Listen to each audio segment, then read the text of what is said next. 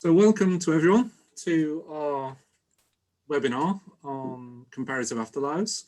And I'll start by thanking our speakers who come to speak, and begin by saying that if you have any questions, please leave them in the chat.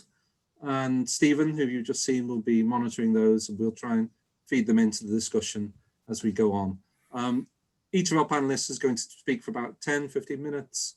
And if you have any questions there, we'll try and ask some rapid questions after each presentation, and then move into a more general discussion. We're going to start with Noga Ganany, who finished her PhD in Columbia in 2018, and previously studied in Tel Aviv and Xiamen universities, and is currently writing a monograph on journeys through hell in late Ming hagiographic narratives.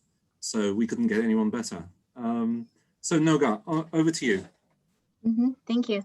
I timed myself, so I should be exactly 15 minutes or so. I'm going to share my screen, but I won't put up the PowerPoint completely so that I can also see my notes. Can you see my PowerPoint now? Yes. Yep, that's all. Yeah. Okay, great. So first of all, thank you so much for inviting me to this exciting webinar.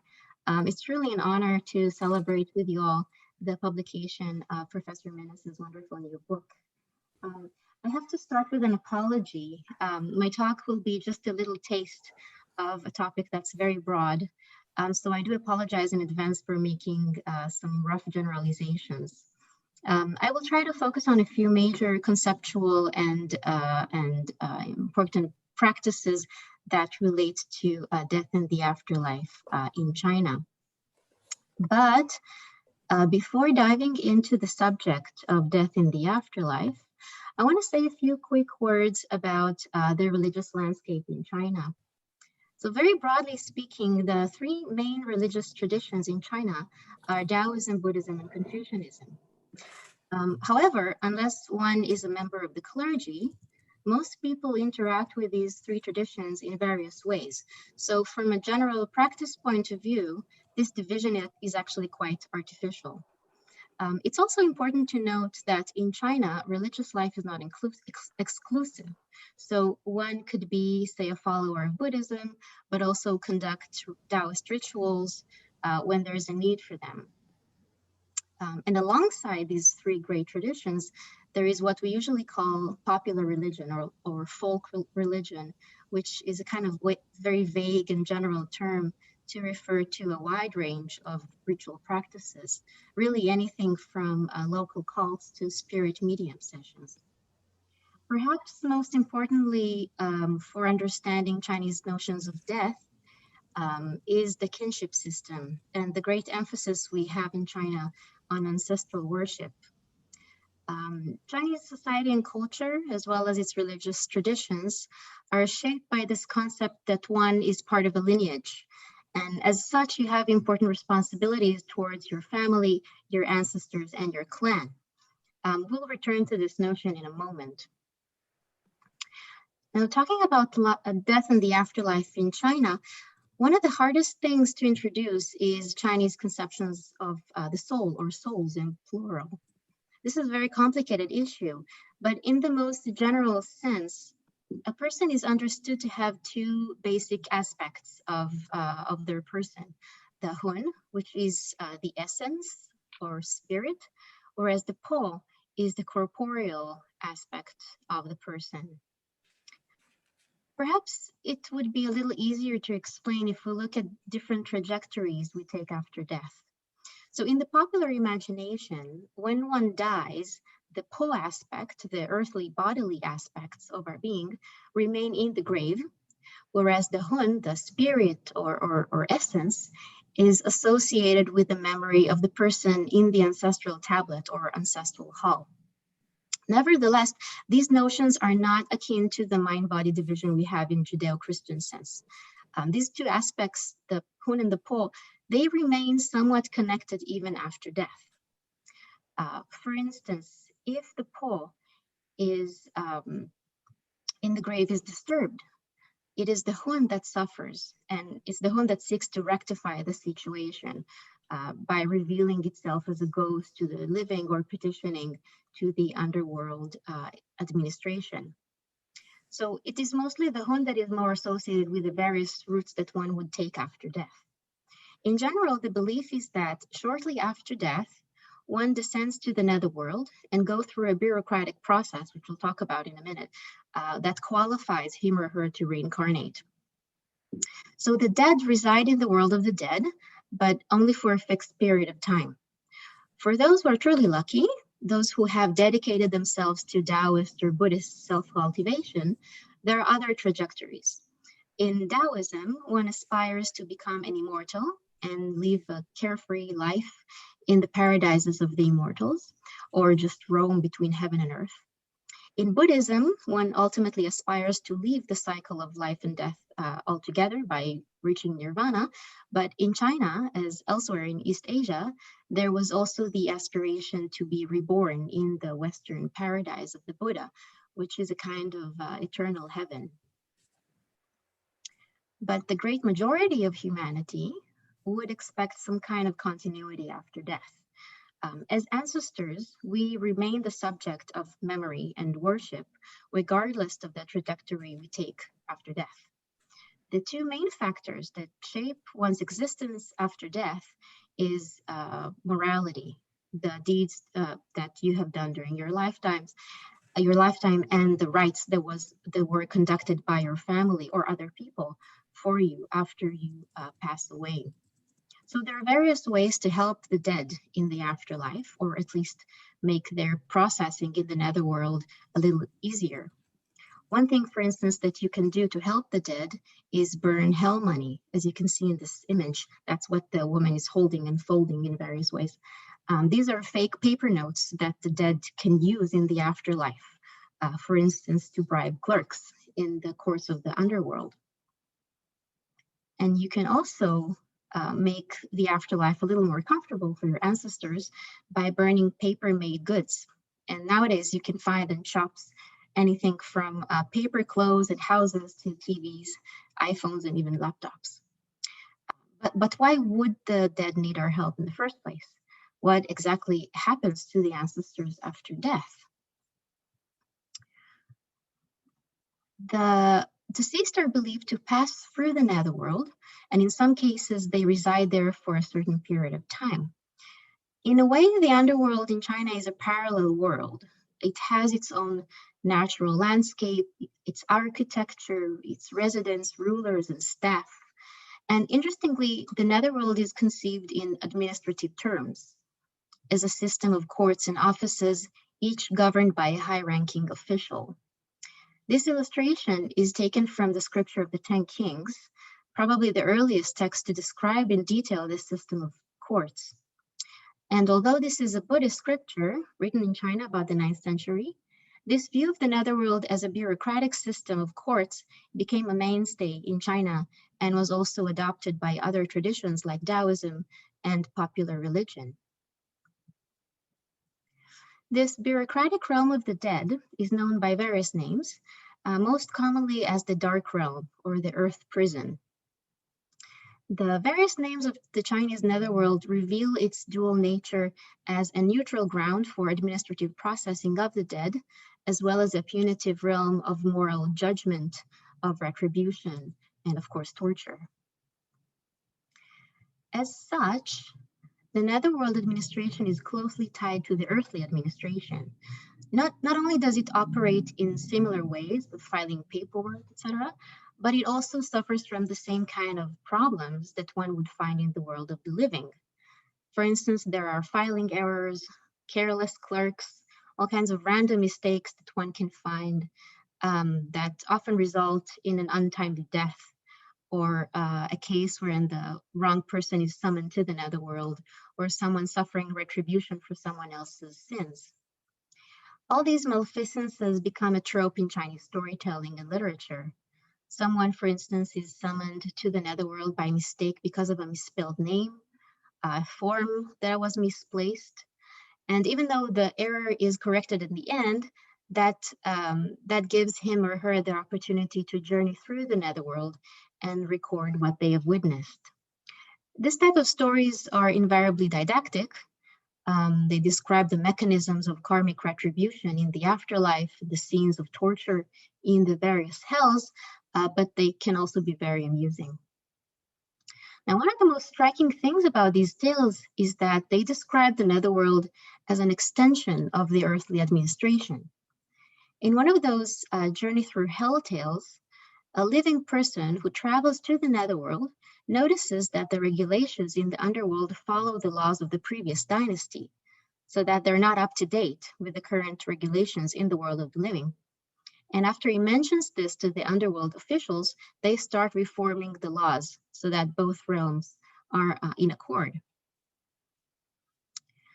The two realms are so connected that sometimes good officials from the world of the living are called to serve in the netherworld, or sometimes even serve both administrations at the same time. One famous example is the historical official Judge Bao, who lived about 1,000 years ago and was believed to serve in the earthly court by day and assume the role of King Yama, the ruler of the underworld, by night. These images are 19th century illustrations of the court of King Yama. And if you can see, in most illustrations of this kind, the judge and the scene of judgment occupy the top part, whereas the punishments carried out by the functionaries of hell would be at the bottom. Now notice in the middle this mirror of deeds. I don't know if you can see, it's probably a little hard to make out, but it actually reflects the sins of the person kneeling in front of it, like a netherworld CCTV kind of broadcasting your evil deeds. In this case, it's this poor person was butchering an animal during his lifetime, and now he has to pay the price. And just a quick note that Yama himself, the king, the ruler of the underworld, became the subject of a popular cult. So you can actually find temples dedicated to him across East Asia. As a punitive system, the popular perception of the netherworld in China is shaped by two moral visions. One is the personal moral baggage that each of us carry, the tally of your own misdeeds, and an accumulative account, so to speak, of the entire family or clan, which is called the inherited burden. What does this really mean in terms of karmic retribution in the afterlife? In the popular imagination, personal morality and clan morality both shape a person's experiences both in this world and in the afterlife. They both determine whether one suffers misfortune during your lifetime or suffers various tortures after death. They also determine one's incarnation. So moral degeneration would beget bad future incarnations. This view also reveals the centrality of the kinship system in Chinese conceptions of life in the afterlife. And it's also very often used to explain cases in which a righteous person suffers in this life and in the afterlife, or cases of evil sinners who seemingly enjoy happy life. Now, the courts of the netherworld in China are viewed as essentially neutral. They're not demonic or evil. The ruler of the underworld, King Yama, is even described sometimes as a holy being, a bodhisattva, a figure who is driven primarily by compassion. But still, because the main function of the courts are to process, judge, and carry out retribution, that is punishment, they are fundamentally a punitive force. But because it is supposed to be a just and incorruptible system, the courts of the netherworld are also viewed as an alternative judicial system to the one on Earth. So, as an alternative judicial system, the courts of the netherworld sometimes compensate for the shortcomings of the earthly system. So people who have been wronged by the bureaucracy of the living can actually seek justice in the afterlife by petitioning to the netherworld judges. But it's not only the dead who can submit claims.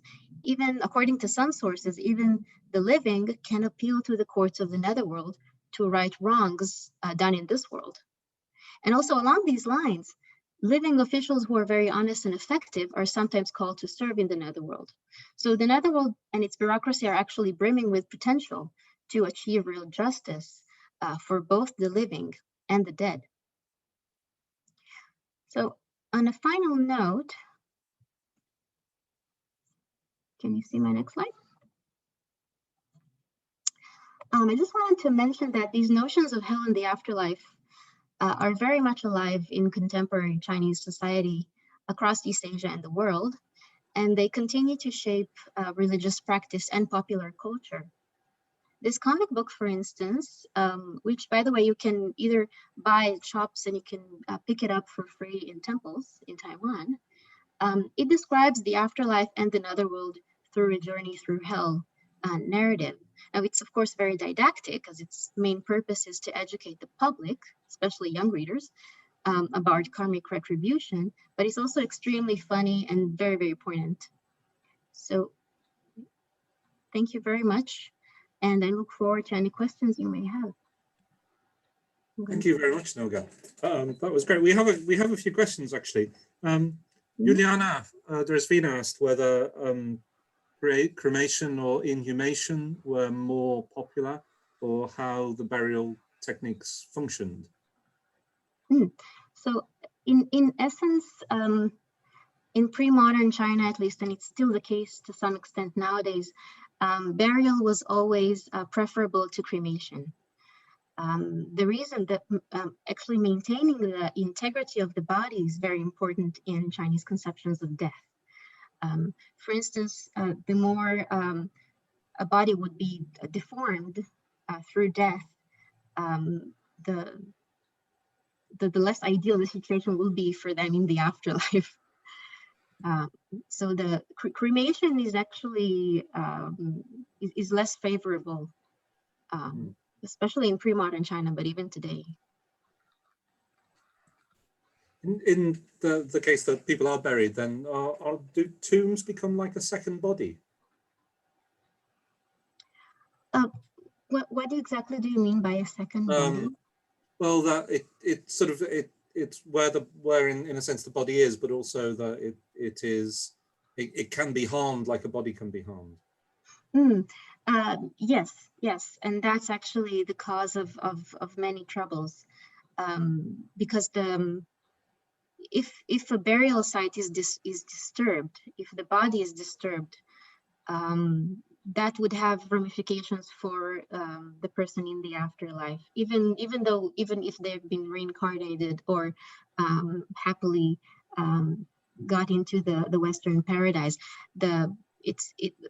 Actually, burial is extremely important, and there are lots of rules surrounding the issue of burial.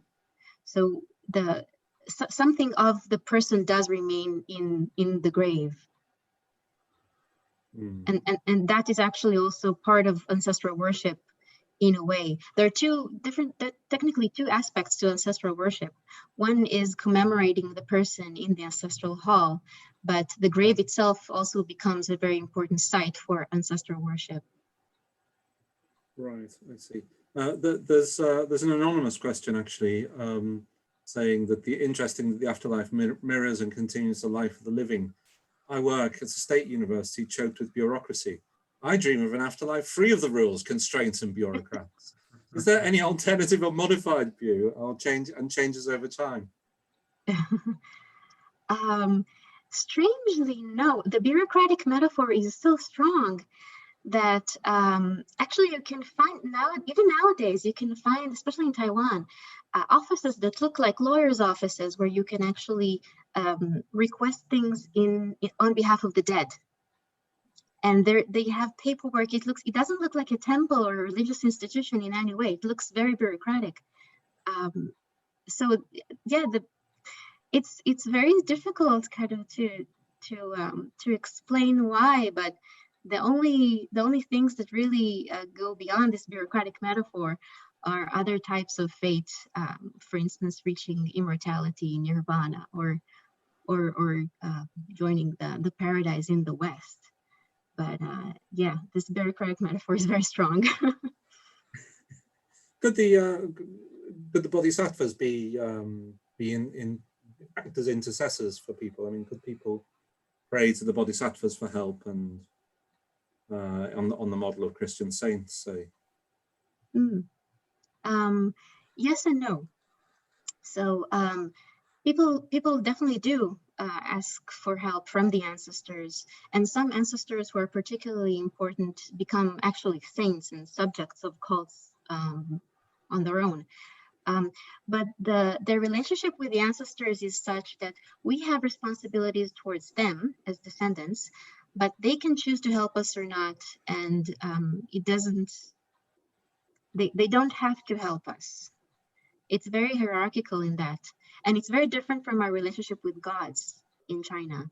With deities, it's conceived as an equal exchange. You ask for something and you receive help, and then you offer more offerings.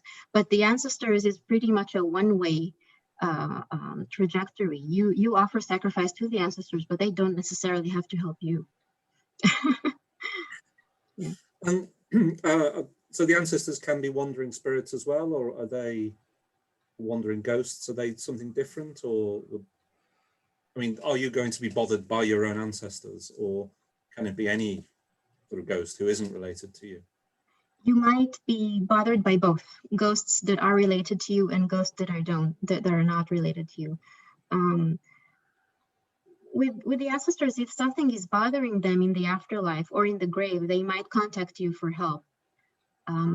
But your ancestor, you probably won't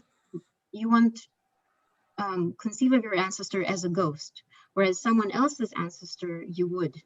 Any dead person who might contact you who's outside your lineage, outside your family, would be regarded as potentially harmful. And there are problems, especially with people who don't receive ancestral rights, who haven't, for instance, people who died before having descendants, or any other kind of people who stayed outside of the kinship system for various reasons and then pass away. They might contact the living or even harm the living for various reasons. For instance, if they need help in the afterlife, or they're looking for someone to do some rites for them. This is one of the reasons why there are a few moments throughout the year, especially one big holiday or a big kind of festival, in which everyone does rites and offers tributes more generally to those who don't have descendants to carry out these rites for them. So this is where we sort of protect humanity against all these different ghosts. Alastair has a question, so I'll just hand over to him and then we'll move on to Terry's presentation. Oh, right. Yes, I was just wondering, what is the mechanism for feeling pain in the afterlife that you are describing? Is it purely of the soul, the spirit, the essence, regret in terms of bad deeds? Or is there anything corporeal in the suffering? Thank you for the question. Actually, I was so fascinated by your book because of that. There are some striking similarities in that with medieval imagination of hell's tortures. So on both accounts, yes, there are moments in which the soul is meant to suffer because of guilt, regret, or missing their loved ones in the world of the living. There's actually a very famous landmark in the world of the dead, which is called the viewing platform, just like a veranda of sorts that the dead stand on, looking over to the world of the living to see their loved ones. There are different interpretations of this, but overall it's understood to be a form of kind of mental torture for them to be able to see the living, but not be able to cross over. Some actually view it as a point of kind of watershed in their journey through the netherworld, that they have to say goodbye and really disconnect with the world of the living. So there are different views of this. But we also have lots of corporeal tortures in the netherworld. There are dozens, if not hundreds, of different hells. We have lots of gruesome graphic detail of various tortures. lots of kind of eye for an eye tortures. If you were cold to a person in your lifetime, then you might find yourself in the freezing hell. There's lots of amusing places in the netherworld like that. But it's often very vague how pain is inflicted. It's understood that it's not the earthly essence of the person who suffers. So it's not exactly bodily, but the torture itself is described in corporeal terms. And death also plays death in the netherworld also plays a strange part. So in some tortures, people are the deceased in the netherworld are killed, only to be resurrected and killed again many times. So there's a lot of similarities in terms of how exactly, to what extent metaphorical thinking is part of this understanding of torture. Thank you. Great, thank you so much, Noga. That's really brilliant. Thank you. We're going to move on to Terry Gunnell now, who's Professor of Folkloristics in Reykjavik, who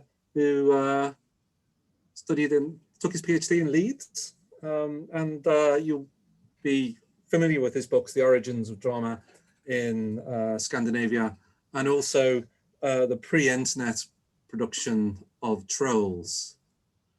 Oh, okay. Yeah, nice to see you all, folks, and once again, congratulations to Alastair on the book, and thanks for inviting me along to this. Let's see how this goes with opening up the screen here. We go. Okay, and then go into slideshow, and then we'll move on from there. Okay. Yep. Okay. All right, you can all see this clearly? Good. Okay, so we're going to a very different part of the world now, up from China up to the north, and a world that many people think that they know, at least from various Viking films and a whole pile of series that are on television at the moment. But I'd like to try, and I'll do my best here to try and break some of these images up a little bit. First thing to realize about the Old Norse world, at least, is that this is an ethnic or popular religion, which means that there's no one decided religion. We're dealing with variation and development across a long period. And just to give an example here of how much variation we're talking about, this is the map on the side here. The circles are done around areas where you can find almost exactly the same tradition. And you can see exactly how many different traditions there are in Sweden there for burial, this is. So burial traditions and the things that people are buried with. So a lot of variety. And in terms of Scandinavia in general, what's very clear, we know back in cremation was introduced in the Bronze Age, seemingly by people, Indo-Europeans coming up from the south. But we find across Scandinavia at least a blend of cremation and inhumation almost going on side by side. So it will vary sometimes in between different valleys. Mainly more cremation, you'll hear more about this in just a second, but particular similar Scandinavian funeral types, which is a little bit like in the picture here, where you have a person being buried, a man usually with his weapons, his horse maybe, a small boat with him, and various other objects that are connected to him. I think I should say straight away, I don't think there's any likelihood here that what he's being buried with is what he needs for the next world. If you think of what you would need to settle up a home in the next world, you need a lot more than you're being buried with here. My gut feeling is that what you're being buried with are things that are closely associated with you, that are almost part of your body. Things people recognize as being part of you, along with other things that they decide to add to the funeral, but certainly not stuff you need for the next world. There's nothing like enough here.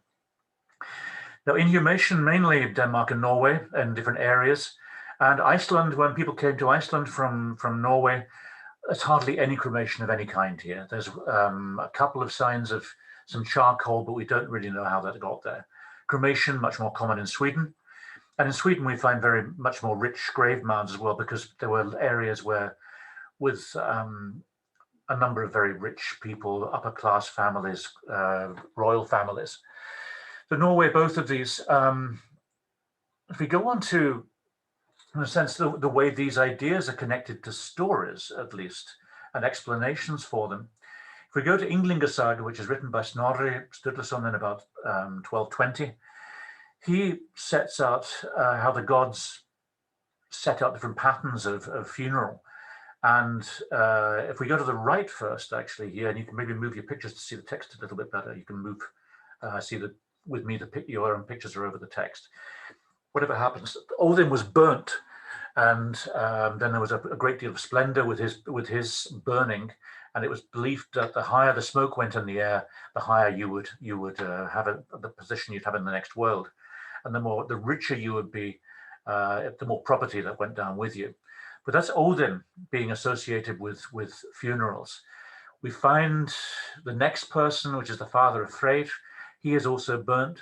But when we come to the god Freyr, who is usually associated with fertility in various ways, but particularly with the kings of Sweden, it's said about him that he and his people, the Vanir gods, when they died, then he was buried taken into the earth, into a grave mound. And the Swedes were told that he was alive, and they kept on giving him goods for 3 years. And his mound then brought about peace and good seasons afterwards. So the difference between the two, one goes up into the sky, which may be connected to the Aesir gods being connected to, in a sense, the high ones, sky gods, this Odin and Thor. Freyr, on the other hand, who is really only Sweden and Norway, he's much more associated with the land itself. And there's a number of connections between him and the land. So he dies into the land, and then if you're buried, then you're following on from the idea of Freyr and the Vanir. Now, this is the death world that everybody knows about, of course, Valhalla, and it's not Valhalla, but Valhalla. Valhalla is a mistake. Here you have this sort of idea, and it's spread by a number of poems, Grimnismal, especially an Eddic poem, 2 semi-skaldic poems, Eriksmal, Hákonarmal, telling about kings coming into the next world. And then Snorri borrows from Grimnismal and adds to this image. You hear a little bit about it in heroic sagas, skaldic poetry, but not at all in Icelandic family sagas. So this is something that we have to be very careful about the way that we use it. And here we have this sort of idea, every day as soon as they're clothed, they straight away put on their armor, went out and they fought and they killed each other, the warriors who'd gone up to this place. And that's their sport. And when the time draws near, then they go back home and sit and eat a lot of pork and drink a lot of wine and beer and everything else, and get served by a lot of ladies wearing chainmail, Valkyriur. So this sort of idea of warrior heroes, essentially, it's a place that's based on very similar, these large, huge halls that kings were having built for themselves in this particular period, in about 500 onwards. We have food and drink. It's the place of the dead. It's the place of warriors, apparently. If you die heroically, then you'll go to Valhalla. But there are a lot of contradictions with this, as we'll come on to later on. So the Valkyriur here are turned into barmaids. They serve wine, and they choose the dead, but they're ordered to do it by Odin. They become servants of Odin. And as the background of this, we'll come into it in more detail later on, but it's the first sort of idea of a heaven. And there's a lot of elements here coming in from Christianity, which we'll come on to maybe later on at the end of this session. I'll explain what I mean by this. Much wider and much more widespread when we come down to it is the idea of a place called Hel, which means basically it's sometimes used for a female figure who rules this world, rules over several areas of the underworld, but it also means a hidden place, a dark place in the grounds, and where it's hidden. So she's the daughter of Loki, essentially. Her brothers are an enormous great wolf that's going to swallow the moon later on, and the sun, and then the Middle-earth sea serpent. But this world is below ground. It's a place you can reach by road. It's not by boat, and I'll come on to that in just a minute too. And here we have a few other things that seem to have been borrowed from the sort of material that Alastair's writing about, but also in a sense the Greek image of a river and a bridge that you cross to get into this place. So somebody who goes down there, we have two accounts of people going down to this world. One in the story of Hermóður in Gylfaginning, And then we have Baldur's when Odin goes down there. And you ride for 9 nights through dark and deep valleys, so dark that you can't see anything. You come to the river covered with gold. But then there's a woman called Insult who watches over the bridge. And then from there, Hermod goes over to the gates of hell, where he speaks to hell to try and get the god Baldur back. So this is essentially, in these stories, Gylfaginning by Snorri especially, Heldraith Brynhildr tells about Brynhildr, who's the one of Sigurður, the killer of Fafnir's ladies, and how she rides down to hell. There's a number of, it's very much more widespread, this idea of hell, in terms of expressions, in terms of general ideas, in the Icelandic sagas especially, the family sagas. More onto it, so Hel is given control over this world, Niflheimur, sometimes Niflhel. She's a ruler. She, apparently, according to Snorri, and we have to realize that Snorri has a particular political agenda, he suggests that hell is a place for anybody who dies of sickness or old age. All the same, the god Baldur goes down there, and we hear of a number of other people who seem to go down to hell who are actual warriors. So she has these servants, her hall's called Sleet Cold, her dishes hunger, famines her knife. It's a very Christian negative image of this place, that she's shown as being half blue, half black, half flesh, and a very fierce figure. Snorri elsewhere says that hell is a place for evil men, and you go from there down to another world called Niflhel in the 9th world. So this is actually much more widespread when we come down to it, and especially the idea then of a female figure who rules this place. And the 2 poems that give us the best idea of this are Völuspá and Vafthrudnismál. Now, interestingly enough, if we look at other female figures of these worlds, and I have a student at the moment who's working on this in particular, we have the goddess Freyja, for example, and according to the poem Grimnismál, she is supposed to get half the slain or half the dead every day, and half go on to Odin. Whether this is the idea of half of the body or half your soul or body, or whether it's women or who go to her world and men to the others, possible. But I think basically the idea is that she rules and she chooses who she wants, just like the Valkyriur women choose the dead. She's a chooser, and she has a hall of her own called Sestrumnir, which means it has lots of benches within it. We hear also in another saga, saga of Egill Skallagrimsson, a big Icelandic hero, his daughter refuses to eat alongside him, and says that she won't eat anything until she comes to Freyja. So clearly within Iceland there is a family idea about a ruler of the dead called Freyja, although here it's a woman who says she's going to go there. In another short stories called Sturlathoutur, we have Freyja being in charge of the everlasting battle, so which raises the possibility that again we have a female figure there before we have the idea of Valhall, and she raises the dead from the battlefield and sets them to fight and makes them fight endlessly for her. Then we have Gefjun. Snorri says that she gets all of them, all virgins who die. Very odd one, as if it's a good thing that you want to die a virgin and then become her servant. The last thing you want to do. There's encouragement to lose your virginity when it comes down to it. Rán is in Eyrbyggja saga. It's said that she gets all the people who drown, and then if she comes and visits your wake or your funeral, then clearly you've been taken into her hall. Another female figure is called Skadi, whose name basically means shadows. She also wears armor like the Valkyriur in one of the key stories that we have about her, and it seems that she's another female ruler. Thor, according to one poem, is said to get the slaves, but this is a poem really between 2 classes going on. It looks like Thor is being made fun of, but he also is said to have a world of the dead. And one of the poem we have Hreisvelgur, who's a figure that swallows the drowned, a sort of large bird figure at the end of the world. Now, these are just some of them that we hear about in the literature, but if we go into the Icelandic family sagas, which are based on family memories, then we have a number of other ideas. One of the key one being that people don't go into Valhall or hell, but they die into the hills.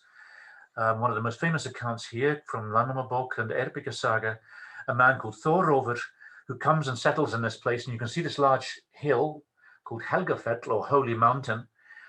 And he treated it as being a very holy place.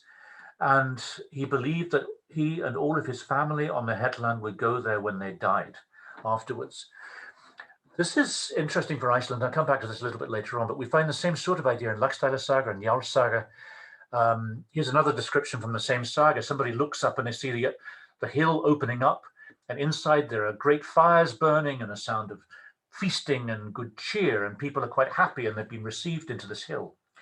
One wonders a little bit, these are Icelanders, of course, who have come from a country from Norway, Sweden, but especially Norway, where they knew where the dead would be buried in grave mounds. You can't move this area of the dead to Iceland. So anybody coming to Iceland, they're coming to a place which has no place names, has no particular areas.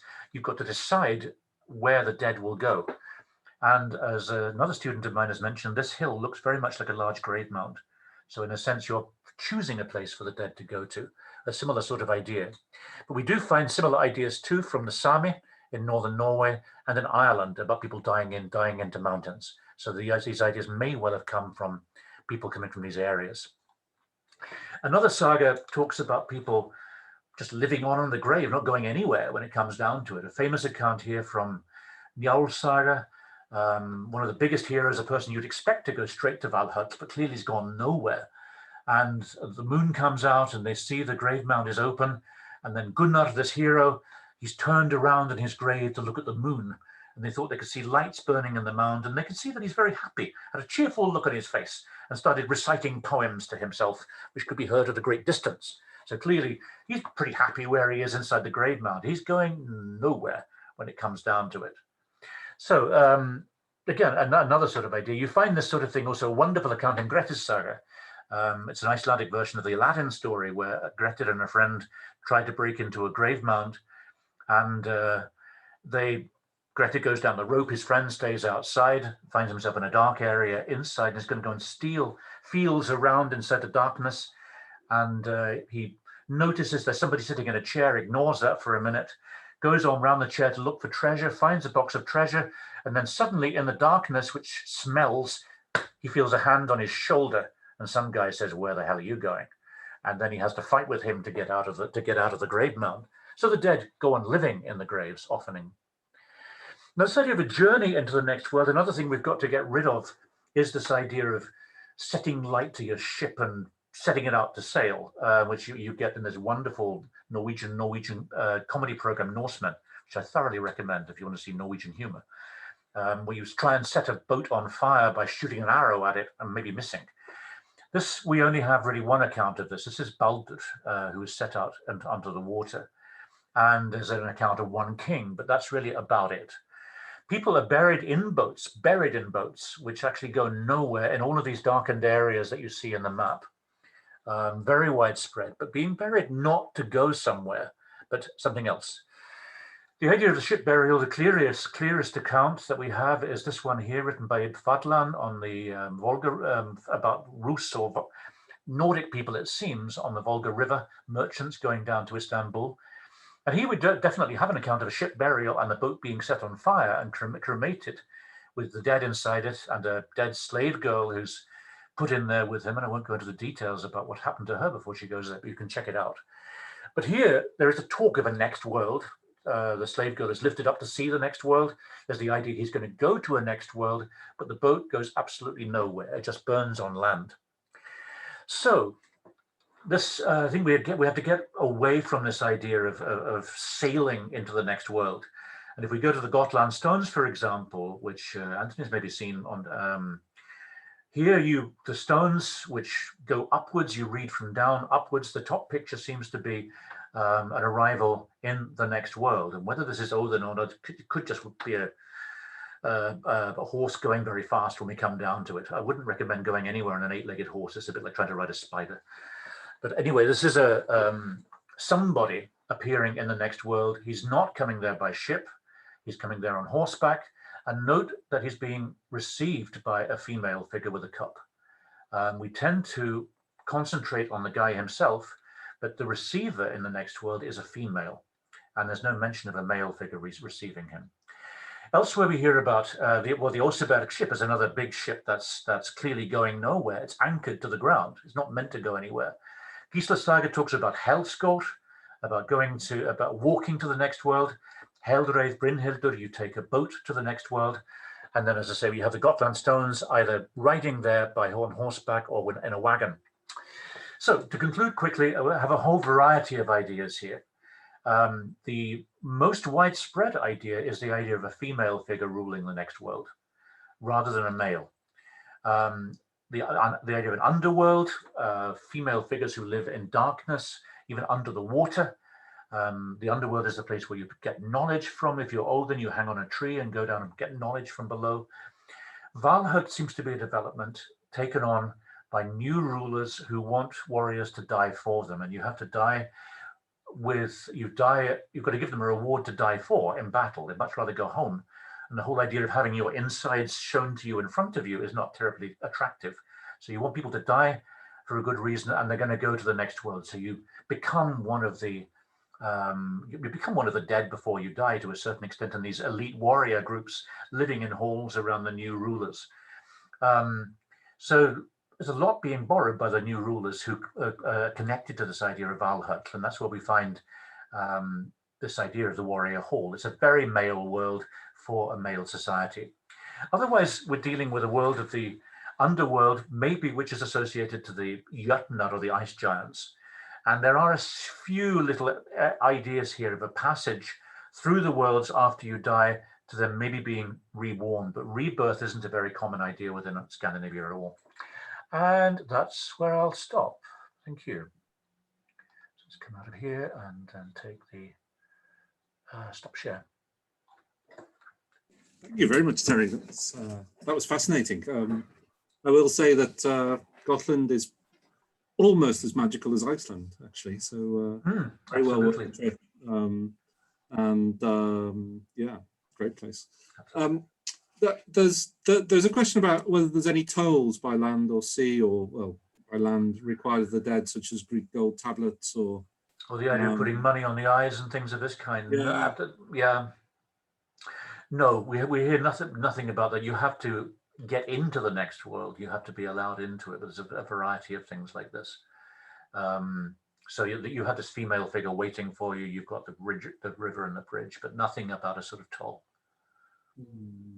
Yes, and I mean there is obviously the question of, you know, what's the connection between Christian concepts of hell and or maybe Absolutely. the Greek conception of Hades.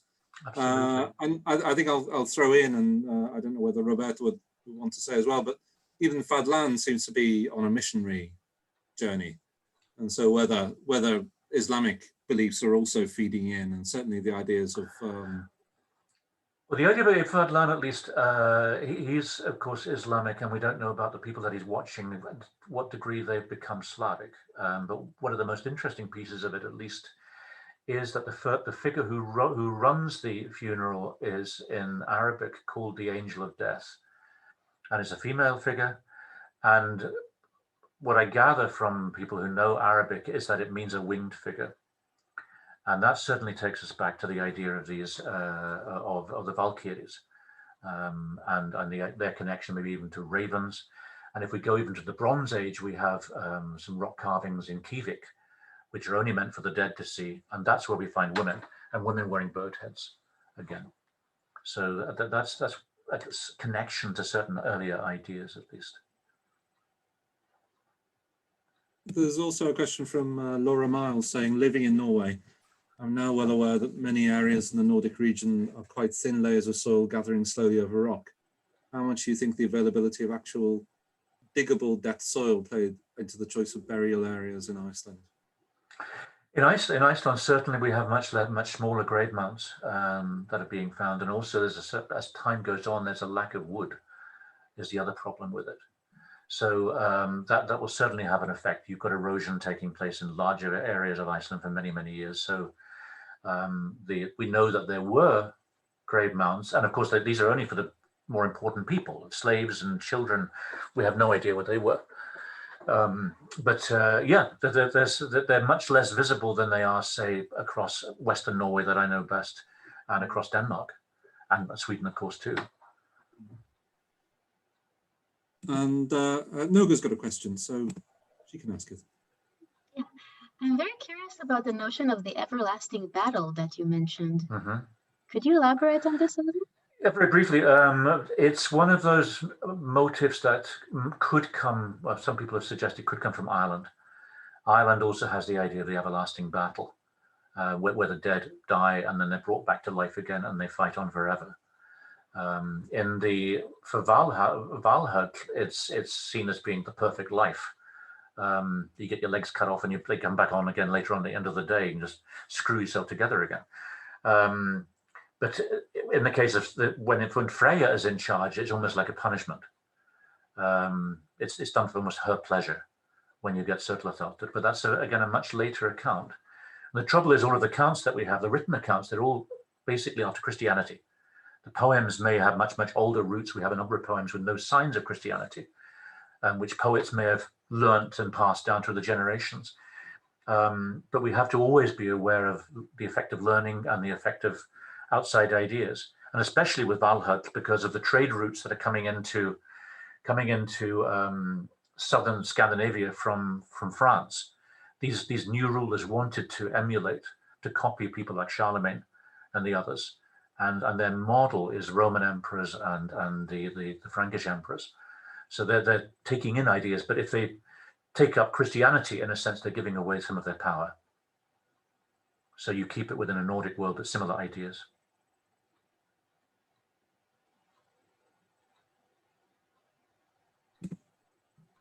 Thank you, Terry. You're welcome. Fantastic. Thank you. We'll now move on to Roberto Tottoli, fellow of the Accademia Nazionale dei Lincei, one of the principal investigators of the European Quran project, currently in receipt of just under 10 million euros, where we also met. Studied, completed his PhD in Naples, where he is currently the rector. In fact, just started today. And so, illustrissimo, please go on. Thank you very much. Actually, I started operating yesterday, which in Italy is the day of the death of the dead people. So, I mean, it's really, really close to the topic of today. I thought somehow something different for my talk compared to the previous speakers, because when dealing with Islamic conception of hell and eschatology, my starting point was really that I'm going to give a brief presentation of what is Islamic eschatology, but the imagery or somehow imagination are very close to Christian ones. So somehow, and also thanks to not only to Anthony who invited me and to everybody and to Alastair's nice book, I prefer somehow to give now a brief introduction to the eschatology in Islamic garb, but then to engage and to discuss on the contents of the book, what the contents of this nice book somehow suggested me in relation to Islamic eschatology. I said that somehow Islamic imagination about eschatology, hell, paradise, and so on is very close to Christian. Is something like related to many aspects of Islam, where we have somehow a common way of thinking with difference in details. Something about from where we know the significance of eschatology in Islam. You have to consider that Quran is somehow something more than 6,000 verses, and 1/4 of it is dedicated to eschatology, which is usually related to the fact that the beginning of Muhammad's preaching was given in a setting where supposedly the end of times was very close. So this is the reason why from the beginning of, the supposed oldest parts of the Quran are full of eschatology imaginations and imagery. And that connected to this, and given the significance of eschatology in the Quran, later literature mainly connected to the sayings of Muhammad and every kind of literary genres, from mythological discussion, exegetical activity, and so on, is full of tradition, later traditional reports and discussion about eschatology. Which are the main features to bring to attention of Islamic imagination on eschatological times and eschatological elements? In general, Islamic tradition makes a difference between the so-called small eschatology or individual eschatology, which is the belief that after the death, when the angel of death visits the person and takes out the soul of the person, after some time, the angel of death brings back the soul to the person who is in the tomb, and where the person undergoes something like a preliminary judgment. He receives or she receives the visit of angels, frightening big angels, testing his or her faith. And according to the first answers, the person has somehow something like as a preliminary punishment or enjoys some facilities connected to his or her final destiny. It is important to underline that this so-called punishment of the grave is not mentioned in the Quran, but it is attested in early tradition and also in the testimony of epigraphs and the first attestations in the first 2 centuries of Islamic time. Then we have the imagery of the so-called collective eschatology or big eschatology, also given with this definition in Islamic tradition, according to which we have many details in the Quran, but where full treatment is left to later tradition, according to which there will be the day of resurrection given by the trumpet by Israfil, the angel. Actually, afterlife, like every world in Islam, is populated by a large number of angels who are the protagonists in hell, in paradise, and so on. And then, according to some details given in the Quran and fully developed in later traditions, during the day of resurrection, there will be a process bringing to the collection of the people raised from the tombs, going to a balance, giving the weighting the good or the bad acts, and then sending the people to the final and eternal abodes of paradise or hell. Paradise or hell are surely not maybe the main topics of the Quran and later eschatology, since the Quran is full of really colorful description of punishments and some very well-known pleasures in paradise awaiting people destined to paradise. Some of these details are really repeated in the different chapters of the Quran and given an idea that, the fact that the Quran gives this idea make of the hell and paradise the main topics of the Quranic and the Islamic eschatologies. The hell in Islam, also in the name given to hell in the Quran, which is fire, is a place where flames, snakes, scorpions inflict really physical punishments on people, while the paradise is a garden. The main name for paradise in the Quran is the Arabic word for garden, and there people will find pleasures of every kind. Also in later exegetical works, they underline how this metaphoric but also physical vision of paradise garden and the hellfire very well express the imagination on what will be the final destiny of people after death. Given this kind of short introduction of this Islamic eschatology, as I said, I would like somehow to discuss with the contents of this nice book, according to the similarities of the eschatologies, I could find many elements of thinking, of discussion, and where I could somehow draw some lines in a relation between Islamic eschatology and the Christian discussion of eschatology given in Alastair's book.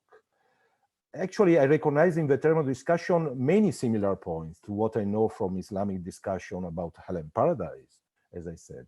The theological debates in early Islam were exactly around the same concepts and meaning of eschatological description, which were already given by Quran, as said before, and around the question of a metaphoric or symbolic meaning or not, of punishments and paradisiacal pleasures, and on the eternity or not of eternal abodes. All these topics somehow impacted on theological discussions since the 2nd century after the mission of the Prophet Muhammad. The problem of the nature of vision and the nature, for instance, of the sufferings actually were at the core of the confrontation that in the 9th century, Anno Domini, pushed the theological debate in Islam into the official political discussion of the Abbasid Caliphate in Baghdad. Actually, the discussion about these topics on eschatology became a question very important in the religious but political environment around the Caliphal court in Baghdad. Actually, after a brief success of rationalism prompted by the so-called Mu'tazili school of thought, a thought usually deemed as rationalistic, but surely more rationalistic than what came out after this period. And after this brief success of this Mu'tazili school of thought, traditional and literal interpretation of the contents of the Quran and of the prophetic tradition ascribed to Muhammad had a final success and formed the mytho-poetical attitude of Sunni Islam as we largely know it today. The Quranic concepts remained something like a milestone or a cornerstone in this, and a strong reminder in the reality of the punishments of hell, for instance, and of the pleasures awaiting the damned or the believers destined to paradise. But the first evolution of Islamic speculation attests that the extent of the interpretative efforts can control literalism and discuss such terms in terms of vision of dreamlike perception, exactly like in the Christian debates. And somehow the dynamics between corporal and incorporeal condition in afterlife were somehow unavoidable also in Islamic history of thought. In this history of Islamic thought, there is a large space in terms of theological speculation about these questions, but also in traditional definition, dealing with the problems given by the process leading to the final judgments and the condition of the resurrected people, which largely solicited Islamic elaboration and responses in eschatological themes. And whereas the Sunni majority traditional Islam, not without tension actually, came to maintain a literalism pointed to the corporeal, the real, and this way against tendency in other directions, over sectarian visions and different sensibility. For instance, I think about some sectarian views by Shiites and Ismaili small sects, Sufi environments, which arrived at different answers. At the case combined the possibility to put together different conceptions as far as possible. Somehow the trends emerging from after the 2nd and 1st centuries of Islamic history of thought reflect very similar dynamics in the contrasting vision and discussions about the dynamics of corporeal, incorporeal, metaphoric, real, something which somehow permeates also the discussion in the chapters of the book by Alastair. This intellectual journey through Christian thought and the reflection of the reception of scholastic ways of discussion offered by the book of Alastair consequently touches many points of interest for an Islamicist like me too. One other point of interest to me as a historian of religious literature and for the developments of traditional knowledge is, as I said, one other interesting point which attracted my attention.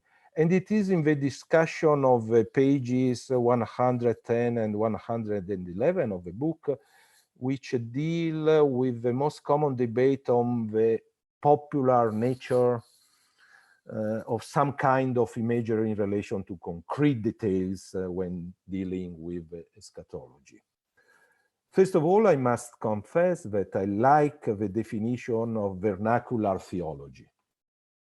I'm not perfectly aware of discussion in essays and scholarly literature about Christian eschatology, but I like this definition, and also the arguments with Gurevich's interpretation.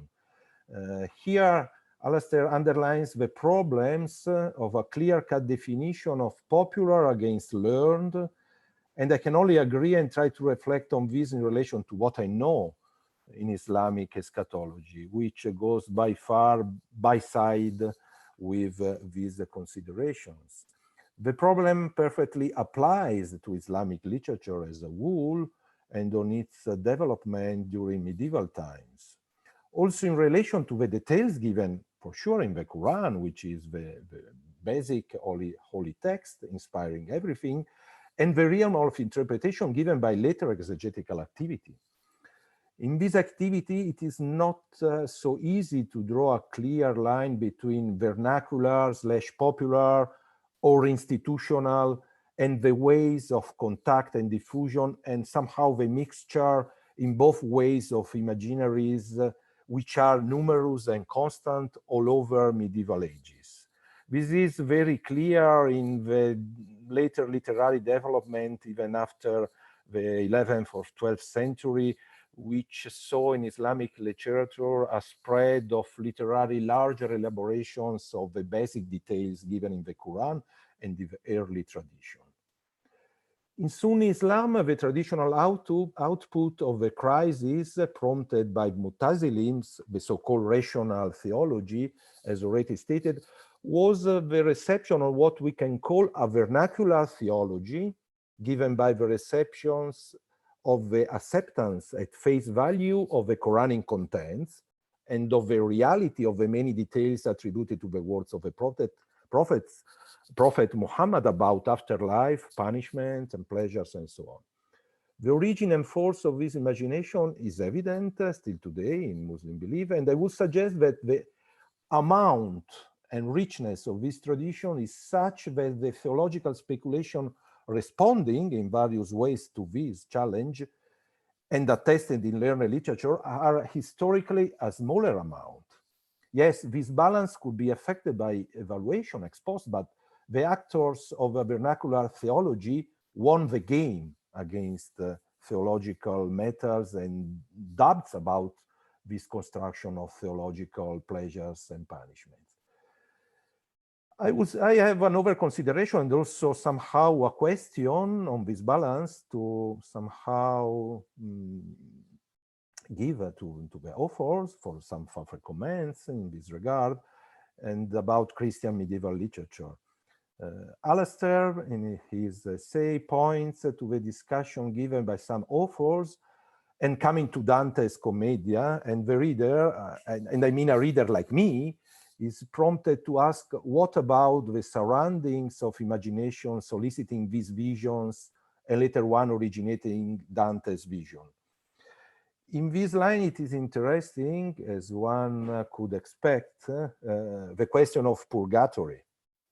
Purgatory is essential in this book. It is interesting to note that it emerges in parallel with the similar problems which are also attested in Islamic speculation and traditional discussion. And I explain this. In Islamic garb, the question is what to do with Muslim sinners. Actually, a question somehow emerging in early theological discussion. The answers came after some time, not in early Islam, and at the end of the theological and traditional debates around the 10th and 11th centuries Anno Domini, that is 300 or 400 after the revelation of the Quran and the life of Muhammad. Also in this case, the producers of, I like to call vernacular theology, as those emerging after the defeat of the rationalist theology 2 centuries before, and defined, for instance, by Marshall Hodgson as a hadith folk, where a hadith is the term given to the sayings of Muhammad, which is so-called somehow the creed and beliefs attributed after the Quran to the words of the Prophet. I mean, and these producers of vernacular theology were the ones to prompt the belief that Muslim sinners finally are expected to have a milder and easier treatment in hell and to stay there not in eternity, but for a limited period of time. This is very interesting. Islamic vernacular theology argues in this case in favor of a growing accent put on faith rather than on works and acts by persons, and to the necessity not to leave even great sinners, martyrs, and so on from Muslim community in hell all eternal life long. Somehow the purgatory for Islam is not a physical space, but a specific temporary condition of the damned, which are also physically preserved during their stay in hell, since the punishments are less hard than those inflicted to the damned forever. The so-called Hadith folk prompted such vision reflects the definition of a popular movement, but which also had a learned elite who prompted it, gave their prominence inside the history of Islamic thought, which finally led to the final formation of Sunni majority Islam. Such a solution of the punishment of Muslim sinners was rather a compromise given by the primacy of faith, and the result was somehow a problematic solution, introducing reasoning in a clear-cut division between the damned on one side and those destined to paradise on the other. I always wondered which kind of compromise the purgatory is in this perspective, and in dialogue and in relation with the Muslim tradition. It is a question based on my limited guess knowledge of history of Christian thought, and my knowledge about purgatory is really related to some classics on this topic, which all know.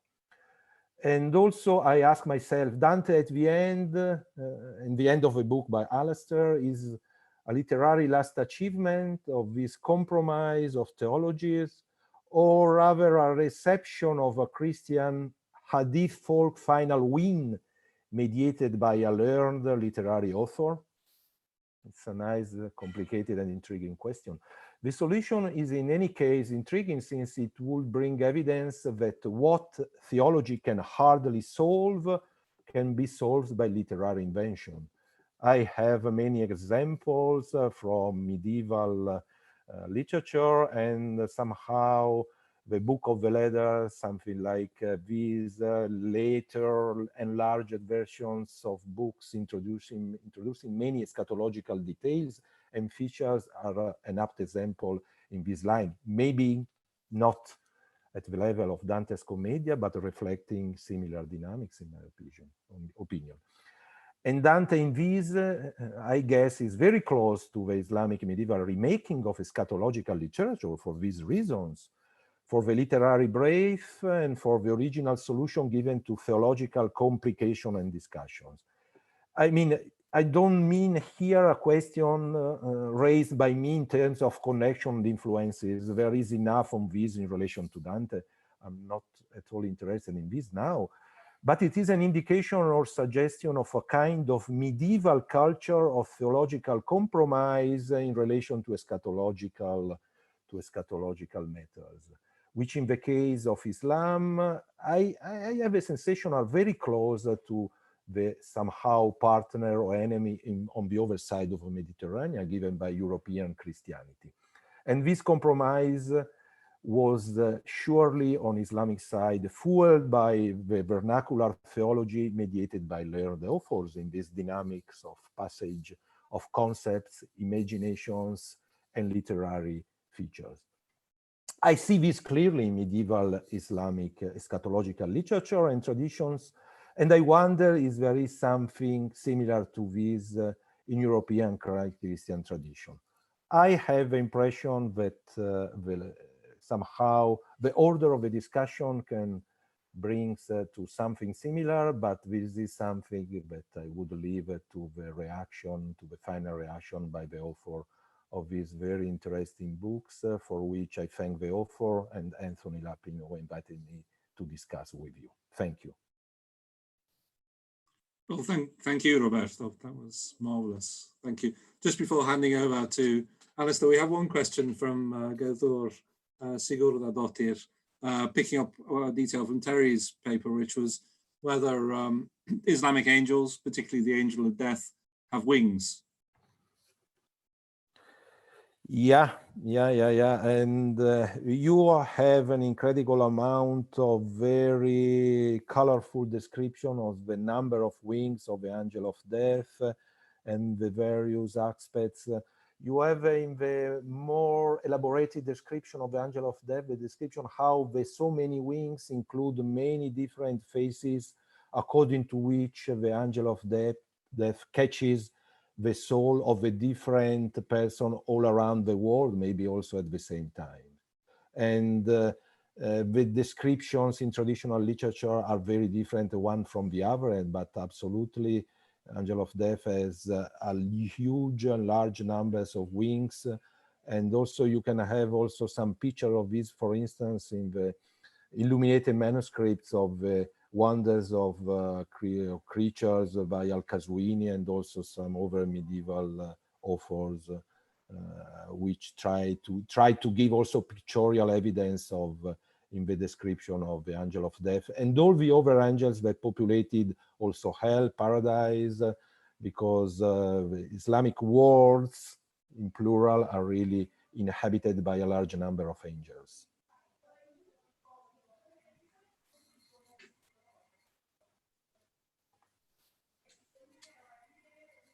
Thank you, Roberto. I think we'll ask directly ask Alastair to respond to these papers now, I'll hand over to you, Alastair. Right. Can I share a screen because as I talk, that might be a way to do it. Oh.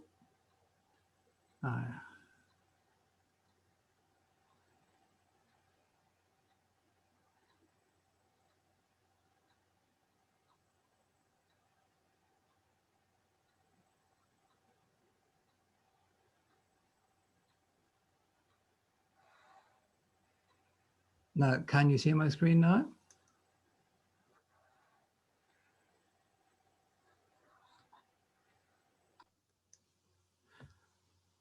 Okay, is that clear enough? I can't hear you, Anthony. You're muted, but perhaps it doesn't matter. Okay. I just wanted to go through a few of the main issues in the book, and as I go through, make a few comments on all the other papers. There's such a magnificent amount of information there, and to obviously process it in a few minutes is simply impossible.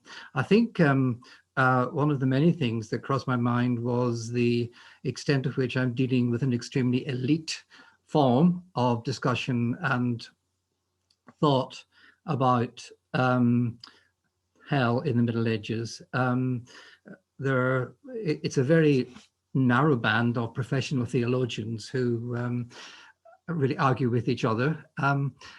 The crucial problem, though, is of course posed by the Old Testament passages like this. The Old Testament prophets: their worm shall not die, their fire shall not be quenched. The Lord will give fire and worms into their flesh that they may burn and may feel forever. Now, what does one do about that fundamentally? Do you say this is literally true, or are we dealing with metaphor? How do these things all relate to the issue of materiality?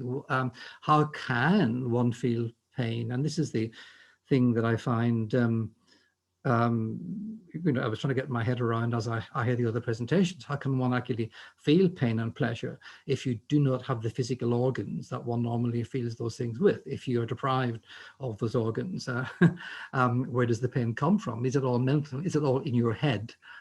Or is there a more complicated answer?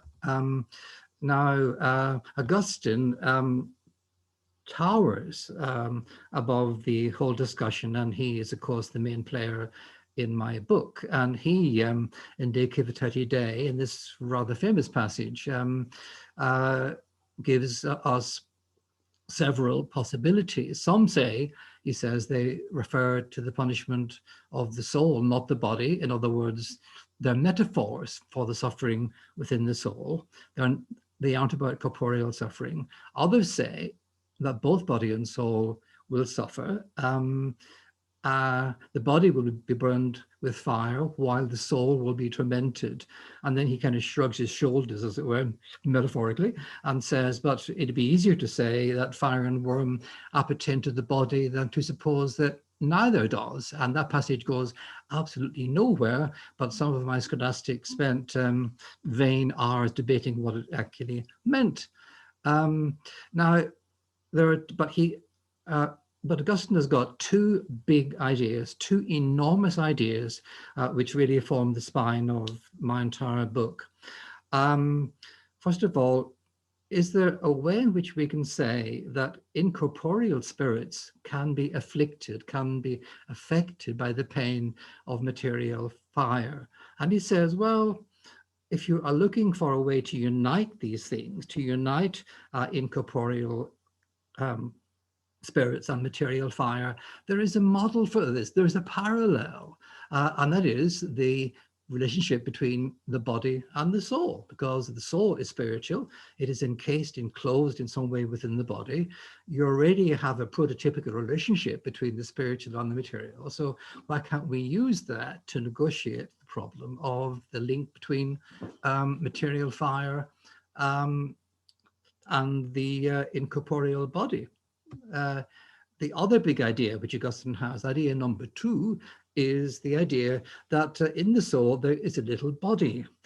There's a kind of a mini-me, as it were, of the body in the soul that will stay with the soul. And when the soul is asleep, when the soul is in ecstasy, all kinds of corporeal experiences are occurring, even though, like in that little mini picture at the bottom, we have Tondal in ecstasy. His body is still there, but he's experiencing all kinds of wonderful things in his mind, in his soul. So then this, as it were, body in the soul then survive death, be carried off into the afterlife, and it does all the experiencing, it does all the suffering on behalf, as it were, of the entire complex, on behalf of the entire human being. So here we have it. The idea that there is a similitudo corporis, there is a corporeal likeness in the soul that will remain there, that will not die with the body. And that's his big, now this was a brilliant idea. It solved so much, you don't have to worry about where hell is, because it's all in the mind, okay? That didn't go down very well, because people wanted to believe that hell had a material existence.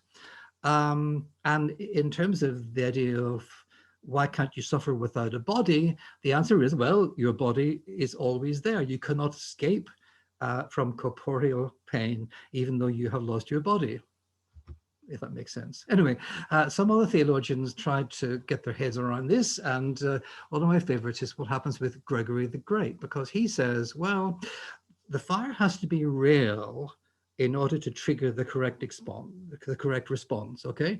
The fire doesn't actually burn you as such, but it triggers the painful response, the pain reaction in your soul.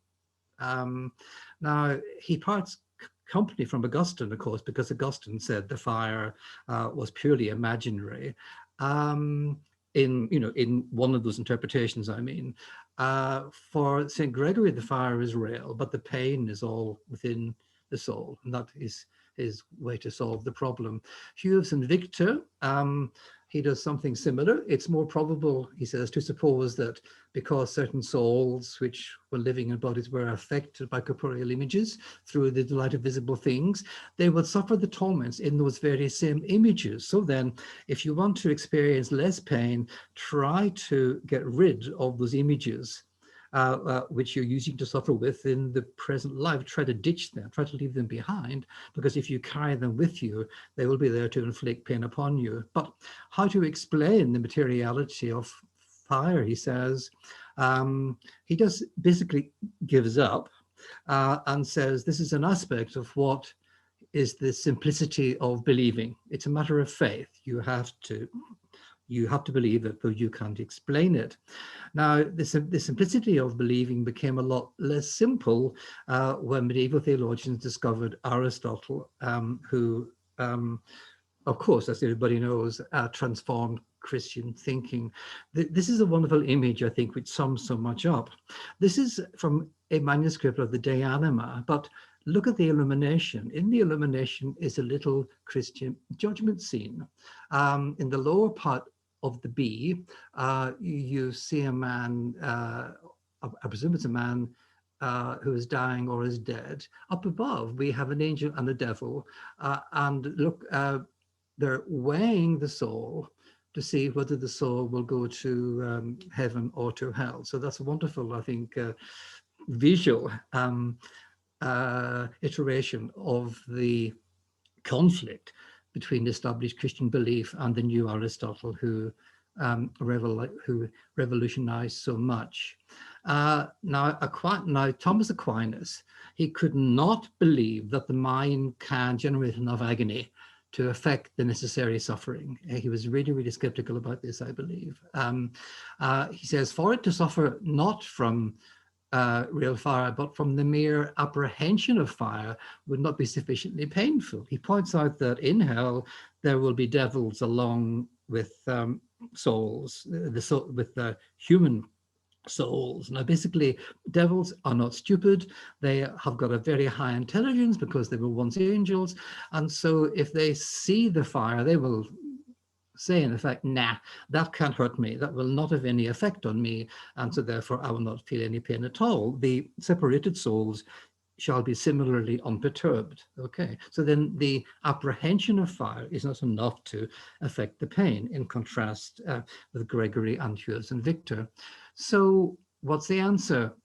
Aquinas came up with a quite, well, I don't know how to respond to this really. It's a little clumsy, dare I say it, of St. Thomas. He says, well, the fire entraps you. It doesn't burn you. You're encased, you're entrapped. And because the soul is a very high order of being, the idea of being entrapped, encased in this much lower life form, the element of fire is so insulting, is so debasing, is so painful that this will generate pain. So we're dealing with not incineration, not with burning, but with incarceration. And that basically is his answer. And this is the main answer of the 13th century theologians. But this was not the only show in town. The Augustinian idea of the likeness of the body in the soul lived on, and it got elaborated in this rather wonderful text, which I think is still relatively neglected in the history of medieval thought, for a reason I will explain in a minute, because it actually reiterates the idea from St. Augustine that there is a bodily likeness. This is what you experience when you're dreaming. It's what you experience if you're in an ecstasy. It will stay with you when the soul leaves the body. Now, here's why I think this text has been rather sidelined in some histories of medieval philosophy. It was because St. Thomas Aquinas, St. Albert the Great, they hated this text. They went out of the way to devalue it and to attack it. Aquinas says that it's not written by the real Augustine. This is a pseudo-Augustinian text, therefore it's got very little authority, and therefore we can set it aside. The trouble is, though, it channels some genuine Augustine, and Aquinas is much more respectful as far as Augustine is concerned. So here he goes. Aquinas says that in the De Genese ad Litteram, Augustine speaks as one inquiring and not deciding. He didn't really assert ideas. He just held them up for speculation, for discussion. And he says, and here is where his Aristotle really kicks in. He says, you cannot have the imagination needed unless you have the corporeal organ with which you imagine. It lacks the corporeal organ, is deprived of contact with the empirical world, and therefore the soul, when it leaves the body, cannot carry on imagining, and therefore it cannot be the agent of the pain which is required to punish the soul in the afterlife. Now I come to Dante and the encounter of the Dante persona with Titius, which is for me the most exciting moment of my book, because I see that Dante is bringing together elements of vernacular theology with very, very learned theology as well. And he has this fascinating blend of ideas, I believe, because on the one hand, he talks like Aquinas here, this idea that some of the faculties shall be muted, shall be turned off, so to speak, when the soul leaves the body, as the soul continues to live, as it were, but others shall become more acute. The problem that he has, you see, that any good Aristotelian has, is that Aristotle didn't really believe that the soul can survive the death of the body. And so that causes a little problem for the schoolmen who have to believe in the afterlife and the resurrection. So you cannot completely, as it were, kill off all the corporeal sensations, because they have to reactivate at the resurrection. So how do you describe them? They have to be muted, as it were, switched off, or at least switched to the lowest possible level. They will be then reactivated when the soul rejoins the body at the resurrection. And now that idea is there, and it features prominently in Purgatorio 25, I believe. But on the other hand, here Dante does something very clever. He takes ideas from angelology, and this is my excuse to show you some of the wonderful pictures of Fra Angelico's angels. What you're looking at there are bodies of air. It may be rather hard to believe, but according to the schoolmen, when an angel wants to manifest itself to a human being, it doesn't have its own body. It crafts a material body, or a quasi-material body, using the prosthetic material of air. So all those angels are really wonderful craftspersons who have crafted their bodies, of course, in accordance with certain principles as to what each aspect of the image may mean. And what has happened in Purgatorio 25 is that Dante has taken that idea that bodies make bodies of air, and he is saying that separated souls also make bodies of air, the nearby air takes on the form that the soul virtually impresses upon it. And now here I believe Dante is writing as the poet of material perfection. The point is that these souls, they so want to rejoin their bodies. They have such a strong desire for their real body at the resurrection. In the meantime, they're crafting these aerial bodies. And this gives them enormous pleasure. They are in purgatory, but purgatory is a place of hope. And so therefore, this is one of the pleasures which they can experience in that place. Now, here, I think, is a wonderful illustration of the problem that any artist has in trying to represent that. It is true of Dante. How can you talk to a spiritual creature if there are no material organs of speech? If you are an artist, how can you represent something which is actually spiritual, which is immaterial? So instead of having rather diaphanous, kind of spooky ghost-like ombre, these are just like ordinary human bodies. They're naked in the flames of purgatory, but they are really very corporeal. So as well as the theological problem, there is also an artistic representational problem here, both for the writer and for the artist. Anyway, I got very excited when I looked at one of Pietro Allegri's commentaries on his father's poem, where he quotes both Augustine, his original account of the likeness of the body in the soul, along with the chunk from the De Spiritu et Anima, and with a bit of Aquinas as well. And so the elements that I had sort of worked out, as it were, in my head were present in the creation of Purgatorio 25. Here we have Dante's son quoting those very same sources in his own commentary. Then I don't want to go through this in great detail, but just really very quickly, Aquinas on the problems of metaphor. How can we read certain parts of scripture? How can the blessed eat? Well, they can't, because the blessed don't need any food. That must be metaphorical. On the other hand, there are some material punishments which are affirmed in scripture that we have to believe literally. But on the other hand, we do have a resurrection of the body, this great feat of materialization. So if the body can materialize, can metaphor materialize? Which leads me in the book to the rather whimsical thought as to what is the final end of metaphor. Will the blessed speak in metaphor, or is metaphor something that, because it is not literal, shall be set aside? If you believe that language is inherently metaphorical, well then, I'm sorry, there is no escape from metaphor. On the other hand, if you want to think up another way to punish the damned, and you believe that to use metaphor is something pleasurable, well then maybe you allow the damned only literal expression and they are inhibited from employing metaphor. That's my own attempt to create a scholastic quaestio which doesn't exist, or at least I haven't found it, but I think it should have existed, and so I made it up myself. So then here we have a nice worm and a nice fire of hell, just to illustrate the some of the iconographic traditions associated with both.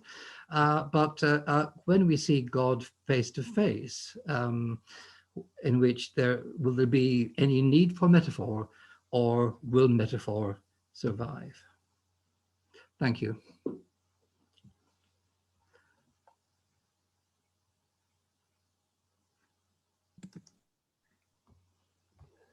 Thank you, Alastair. That was marvelous.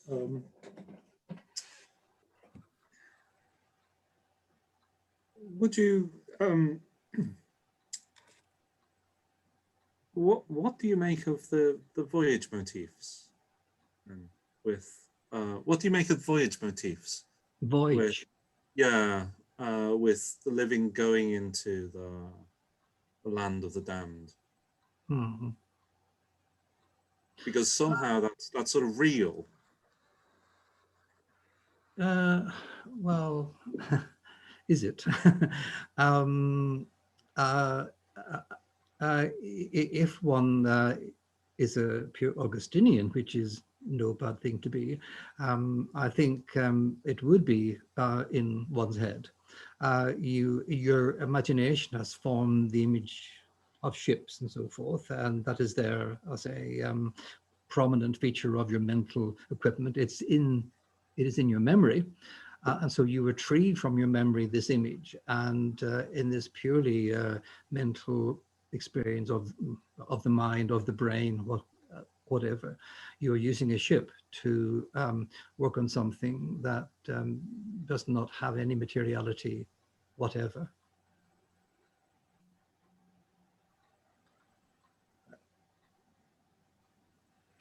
It can't. Margaret Cormack actually notes that the simile Dudo Gordbaris fits nicely with lots of folklore. Yes. I regret that I didn't have enough time in the book to cope with many aspects of vernacular theology, which I'm interested in and I am still working on. I did point out, though, that there are some important intersections between vernacular theology, folklore, if you like, though that is, of course, a loaded term, I know. And but what does one do? Do you say folklore belief? Do you speak of parish Christianity, as some have? Do you speak of demotic religion? All of those terms have their users, and all of those terms really seem to irritate other scholars in one way or the other. But there has to be some way to conceive of and to express the interaction, the clash, the conflicts, the intersections between elite theology, which I freely admit is the mainstream of my book, and what's happening on the ground, as it were, what's happening at parish level, if I can put it like that. The Goff, of course, got into a lot of trouble over this, and I think it's a perpetual problem.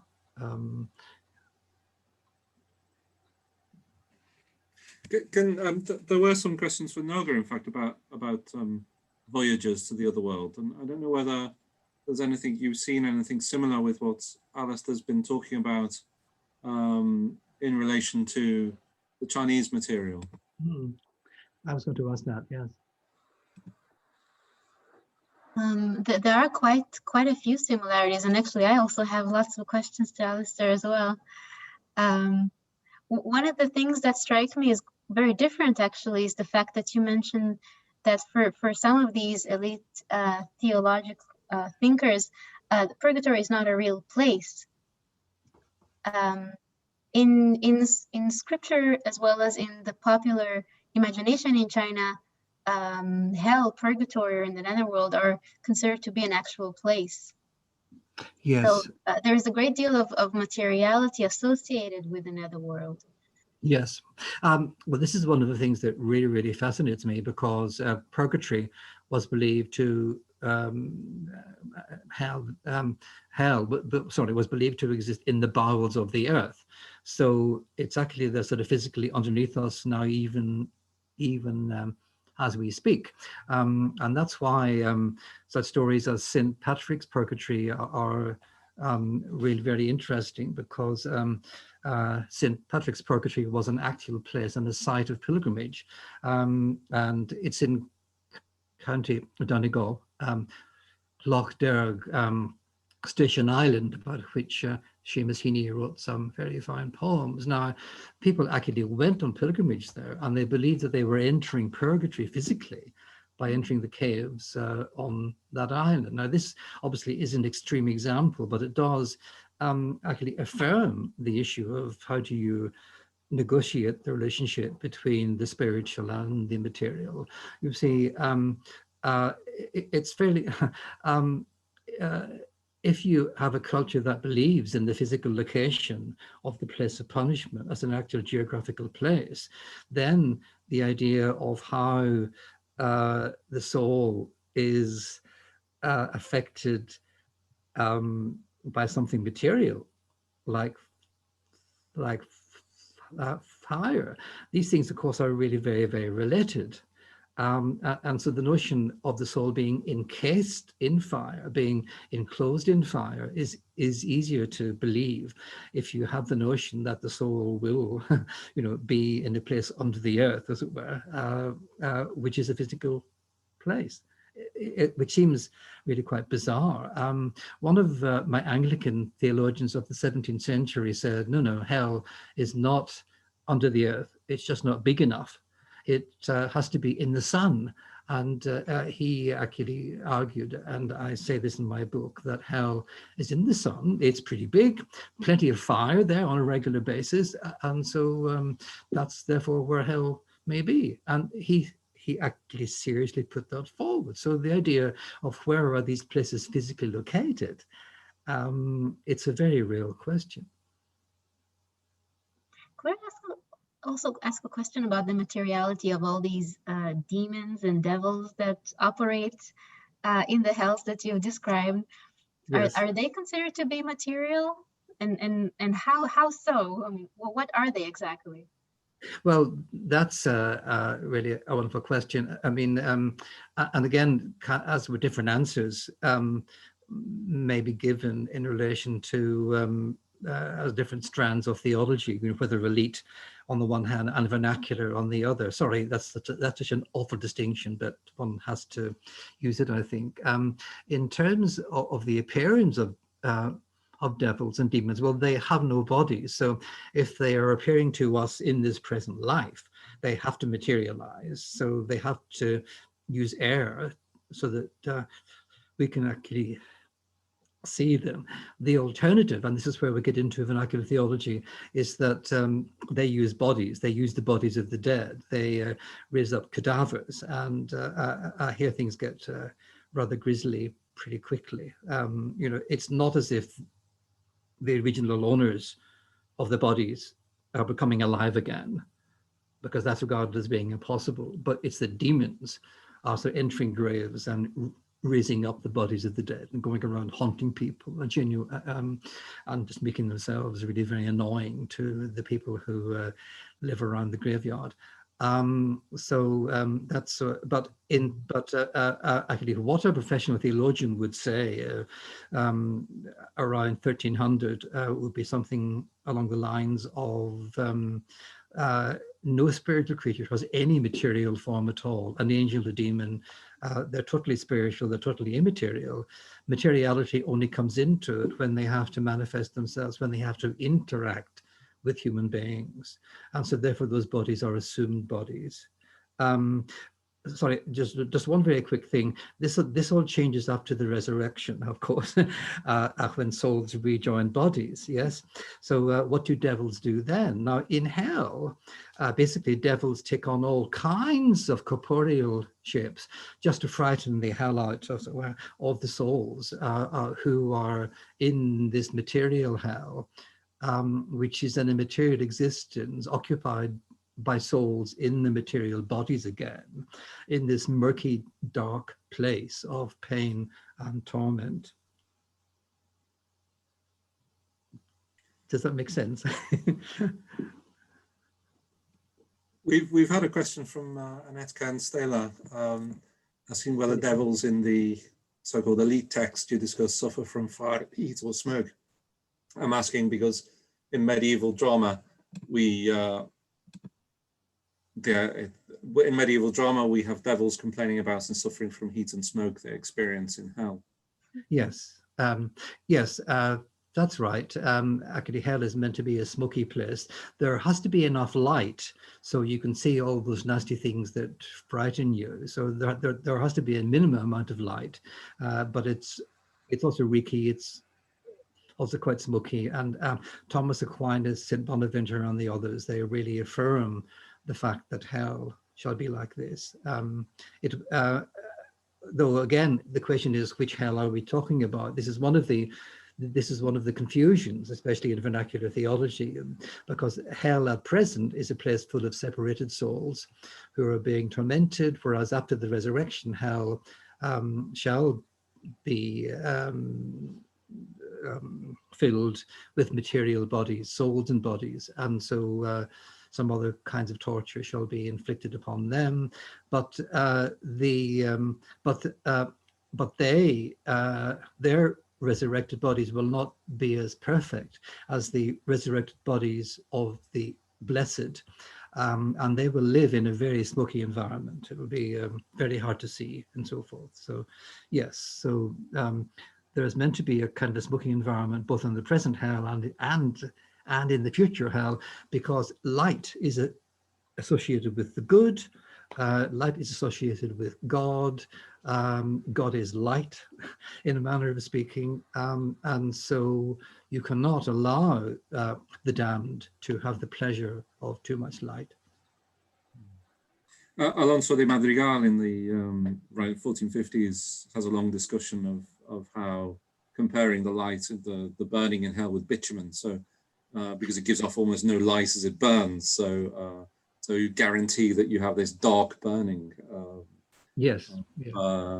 As part of the punishment itself. I'm just wondering if Terry has anything to say about the location of Freya's. Yeah, easy, but hell's in Iceland. No question.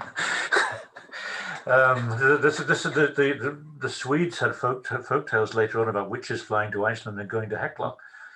So it was well known. Just smell the water here, but you're well away. You're very close to hell.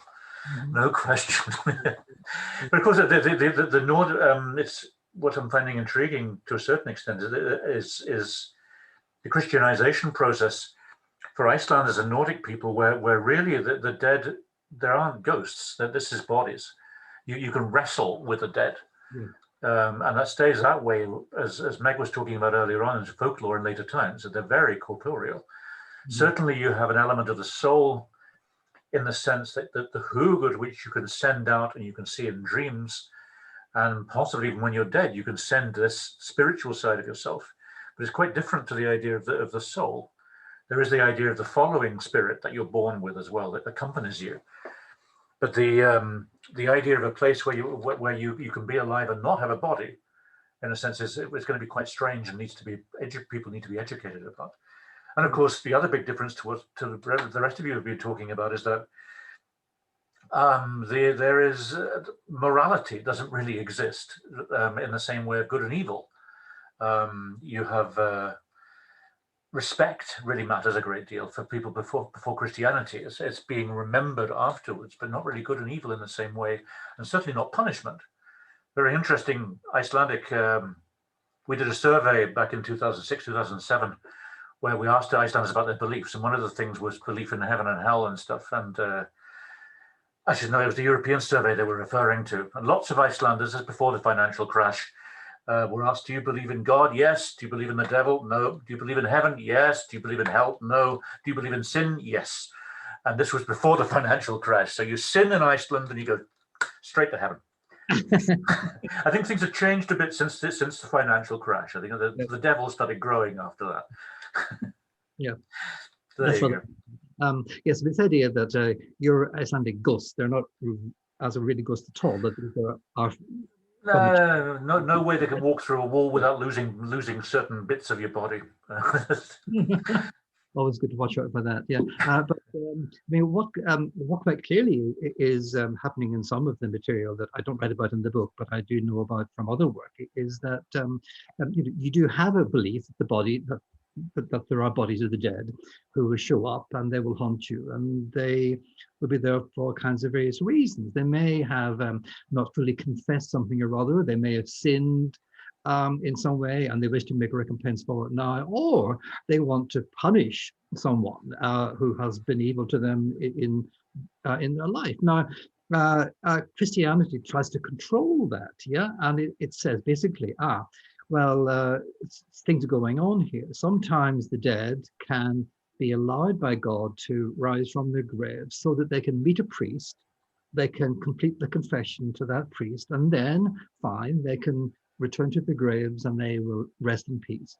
On the other hand, the bodies of the dead is a prosthetic material which demons can occupy. And you may think you recognize this nasty corpse appearing, as it were, in front of you. But this is not the soul of its original owner speaking to you at all. Oh, no, this is some demon who is using this to make mischief. And those are two attempts to control and to rationalize beliefs, which otherwise would have been, well, very troubling and so forth. And you have pastors who are encountering these beliefs. William of Newborough collects a lot of them and says there are so many of these, it would be tedious to record them all, he says. So he is getting all these stories told him, and you know, after a while, the effort of ongoing rationalization, it just gets too much. I wonder if I might bring Roberto in here, because this question of ghosts is very much about communication with the other world, which are sort of various voyages and things. But I was wondering if in Islam you actually have the ghosts. I mean, I know that there are the talking skulls that you've written about, but you mean about ghosts communicating? You know, here you have many different beliefs, because first of all, the question if the actual existence of hell and paradise is a rather debated question connected to different beliefs inside Islam. And then you have some beliefs about something like, I would say something shadows, a silhouette populating the throne of God and installing some communication. I guess that somehow, you know, the main beliefs connected to a communication with actual and real eternal abodes living now is the ascension and the mirage of the prophet, no? So the travel, the nocturnal travel from Mecca to Jerusalem, and then the climb into the seven heavens, where you have a lot of this and this possibility to communication with the other world. But you know, these eschatological details somehow entered in later literature, because It is not in the Quran. There are also some allusions. And then the first traditional accounts on this did not include, for instance, description of hell and paradise. Somehow this imagery entered little by little and found complete development in later literature. You have another element, there is no time to go deeper inside it, but the one Quranic somehow detail bringing so many problems inside the discussion of the actual existence of paradise and possible communication between the actual life now and the eternal abodes is the status of the martyrs according to Islam. Because Islamic belief states that the soul of the martyrs immediately go to paradise. So what does this mean? That the paradise exists now, and in which form? And you have later traditions saying that the souls of martyrs are inside the chests of birds, hanging at the throne. And I mean, the status of the martyrs is somehow a channel of communication directly prompting people, bringing them to paradise. But I mean, the night journey and the ascension to heaven of the Prophet Muhammad is the main communication channel in description of the afterworld. Historically. Oh, sorry, Roberto, I just wanted to ask you, following up on what Anthony was saying, is there a tradition of the ghost who comes to appear in front of the living? I mean, this is it's very difficult to discuss. It's not really a ghost. You have some folklore beliefs about, mainly in some Islamic regions, discussing about that everyone has a double. It's simply like, I mean, this is really connected to the belief, the Quranic belief that you have animals, you have human beings, and you have jinn, something like a spiritual beings that can take everybody. They can appear as humans, they can appear as animals. And this is a pre-Islamic belief which entered into Quran and gave a status of a belief of some changing beings, which is not very clear what they are. They are not ghosts at all, but they can represent something like a mirror image of human beings of every being. This is really much, and it really entered deeply inside popular beliefs and Islamic folklore. Maybe deeper in some Islamic regions, they cannot consider as somehow ghosts, but something like a medium beings between a human and the not existing things. Thank you. You're welcome. I wonder whether you might say something about the Jesus and the skull that you've written about, the descriptions of hell. Yeah, I mean, apart from the journey to, the nocturnal journey of Muhammad, you have somehow some late tradition describing travels to hell and description of the punishment of the damned. One of these is a story related to Jesus, who met a skull of a dead guy and brought it back to life. And this guy described how he went to hell and took the occasion of resurrection prompted by Jesus, who is a prophet in Islamic beliefs, just to make a declaration of Muslim faith, just to avoid the eternal hell at the end of times. And you have, this is a very diffused story in late medieval Islamic literature. It is not the only one. You have also some literature discussing about supposed travel or descriptions, but mainly related actually not to paradise, but to hell, to prompt something for moral or ethical descriptions of scenes and try to push in some direction behavior in the community. And so you have really different versions describing all these categories of damned and punishments according to the vision of the Quranic vision, where the punishment is really described as real, material, and very concrete on the bodies of the people who are damned in hell. Also bringing very real, also somehow interrogating the theological beliefs, because well, some theological beliefs went to the final definition that hell will be created at the end of times, but these somehow vernacular theological examples of literature prompt a completely different conception of ideas, very close to, I mean, somehow vernacular imagination of punishments in hell.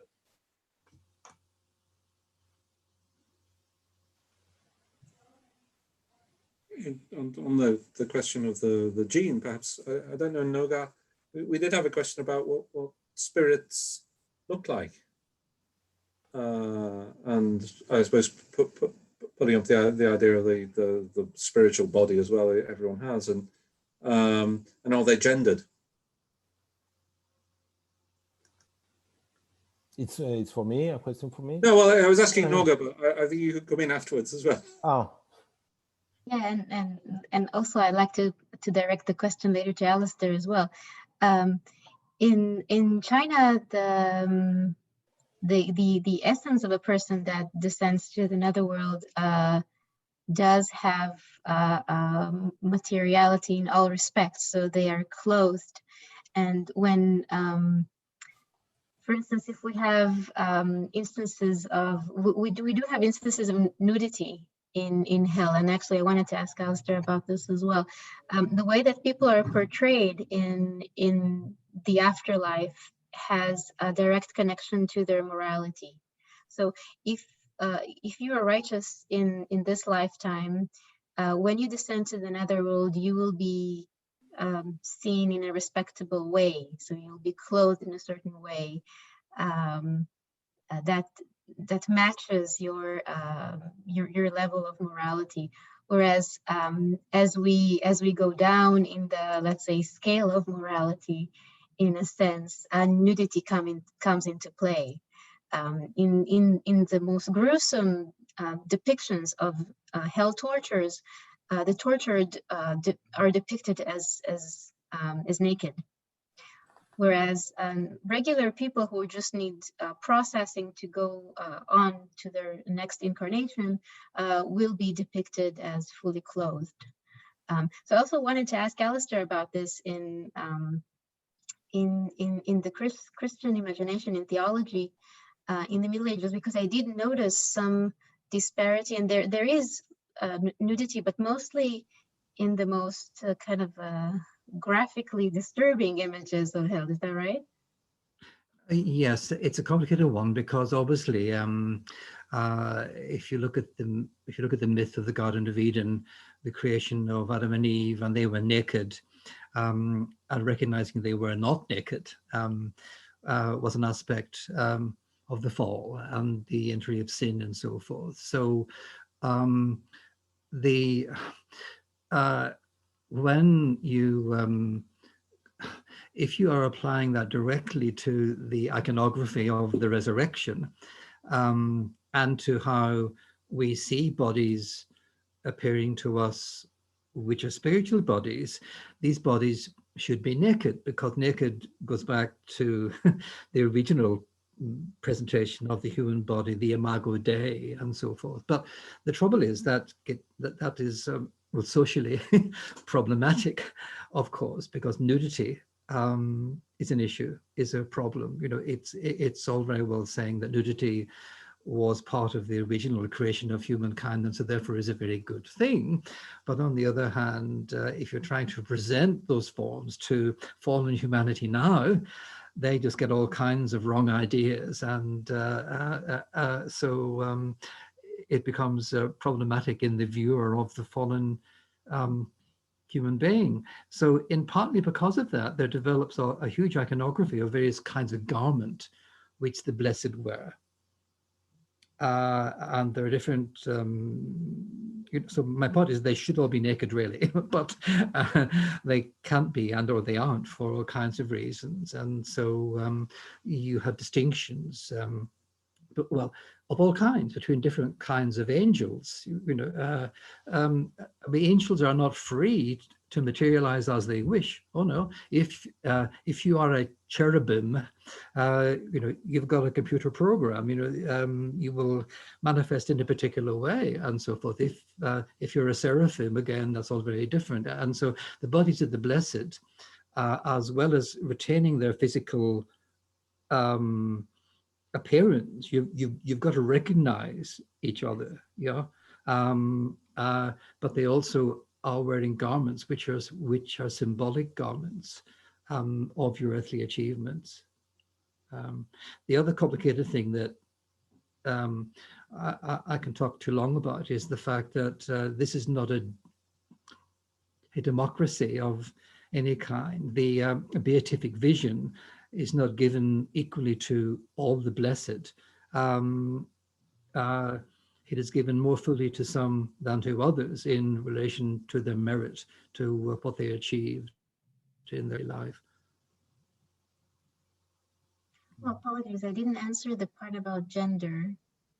I do beg your pardon. Yes. Yeah. Well, the soul is ungendered according to lots of medieval theologians. So the soul is neither male nor female, whoever the body is. And there was an early debate as to whether the soul, whether at the resurrection, the soul of a woman shall resurrect in the body of a man, because the male form is, after all, the more perfect form, is it not? And so therefore, why wouldn't a woman's soul be happier, so to speak, in terms of levels of perfection, if she occupied a male body? But this is ruled out by theologians from Augustine, well, especially Augustine, of course, has much to say about that, which is basically that we all want our bodies back again, and we will not be comfortable in somebody else's body. And besides, there aren't any spare bodies around, are there? Where do you get all these extra bodies, as it were, that the souls of women would then unite with? Saint Bonaventure is totally wonderful about that. He speaks of a kind of a love affair between the soul and the body, as if the soul is in love with its own body as it would be with a beautiful woman. Yes. And so, of course, women, of course, they should, of course, occupy their own bodies. So then what we're looking at then in terms of the paradise of the blessed, the paradise after the resurrection, will be figures. So this is theologically true rather than artistically true. We're looking at bodies who are all naked. Women and men shall have their bodies back, but there will be no sexual desire. So there will be complete male and female bodies. What everyone was like around 32, the age that Christ died, which is the perfect age. Yes. So fetuses, old men, whatever, they all show up as being about the same age. But male bodies and female bodies, they stay the same, they stay distinct, because you wouldn't be happy unless you were back in your old body, so to speak. But these are idealized bodies. They lack no desire for food. There is no sexual desire, etc. But they have to be there perfect, because otherwise the divine perfection requires that the body should be perfected. So it's their old bodies, but transformed and perfected with their gender appearances staying the same. Interesting. We've had a question from Alan Bernstein, who I think you cited a few times in your book, Alastair. Oh, yes.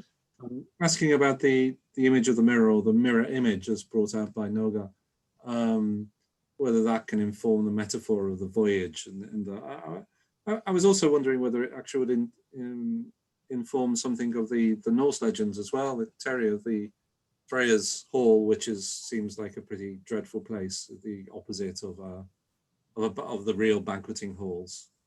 I don't know.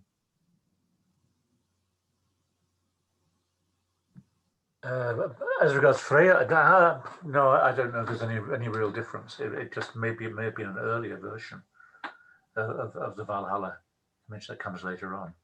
but certainly death isn't seen as being a terribly beautiful place in any way for anybody. Valhalla is a little bit more like that. But more important is life than death when it comes down to it in the Old Norse approach.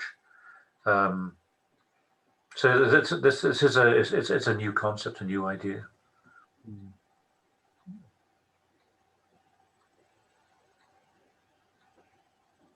If I can clarify something when it comes to the mirror in the Chinese imagination, the mirror of deeds, we actually have a few mirrors in China. There's the mirror of deeds that reflects morality and mirrors for revealing demons and other things.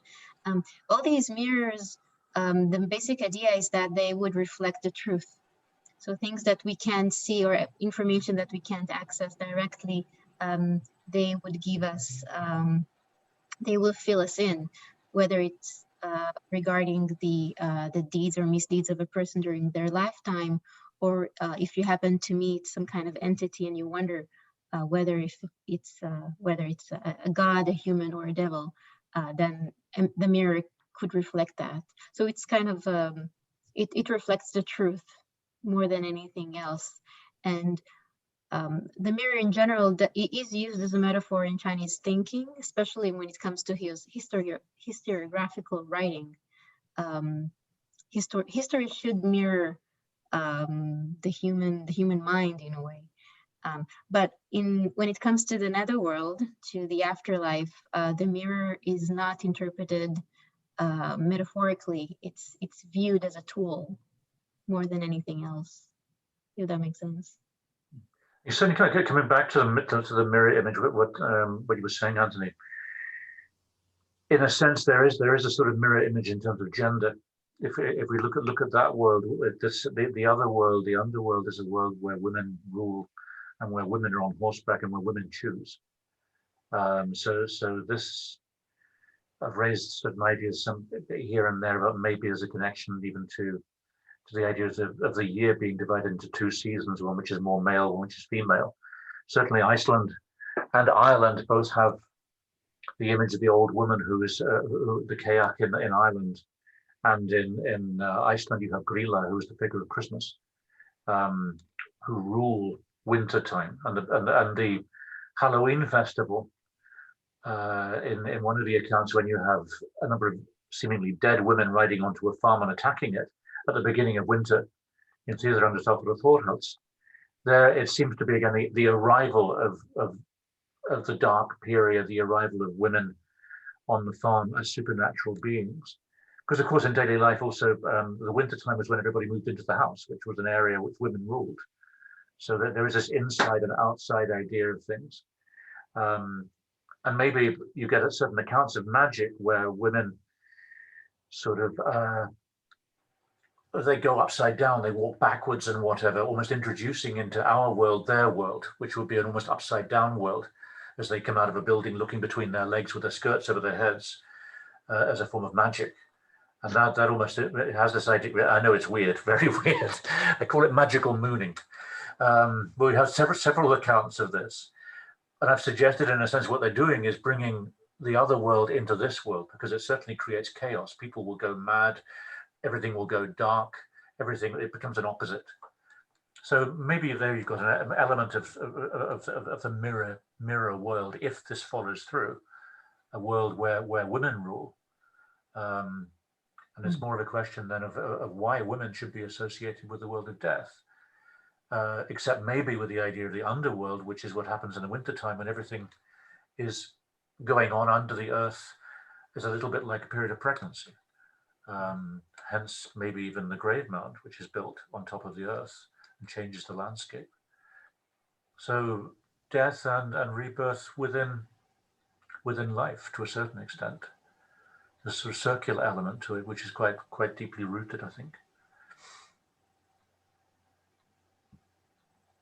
Lots of nodding heads here.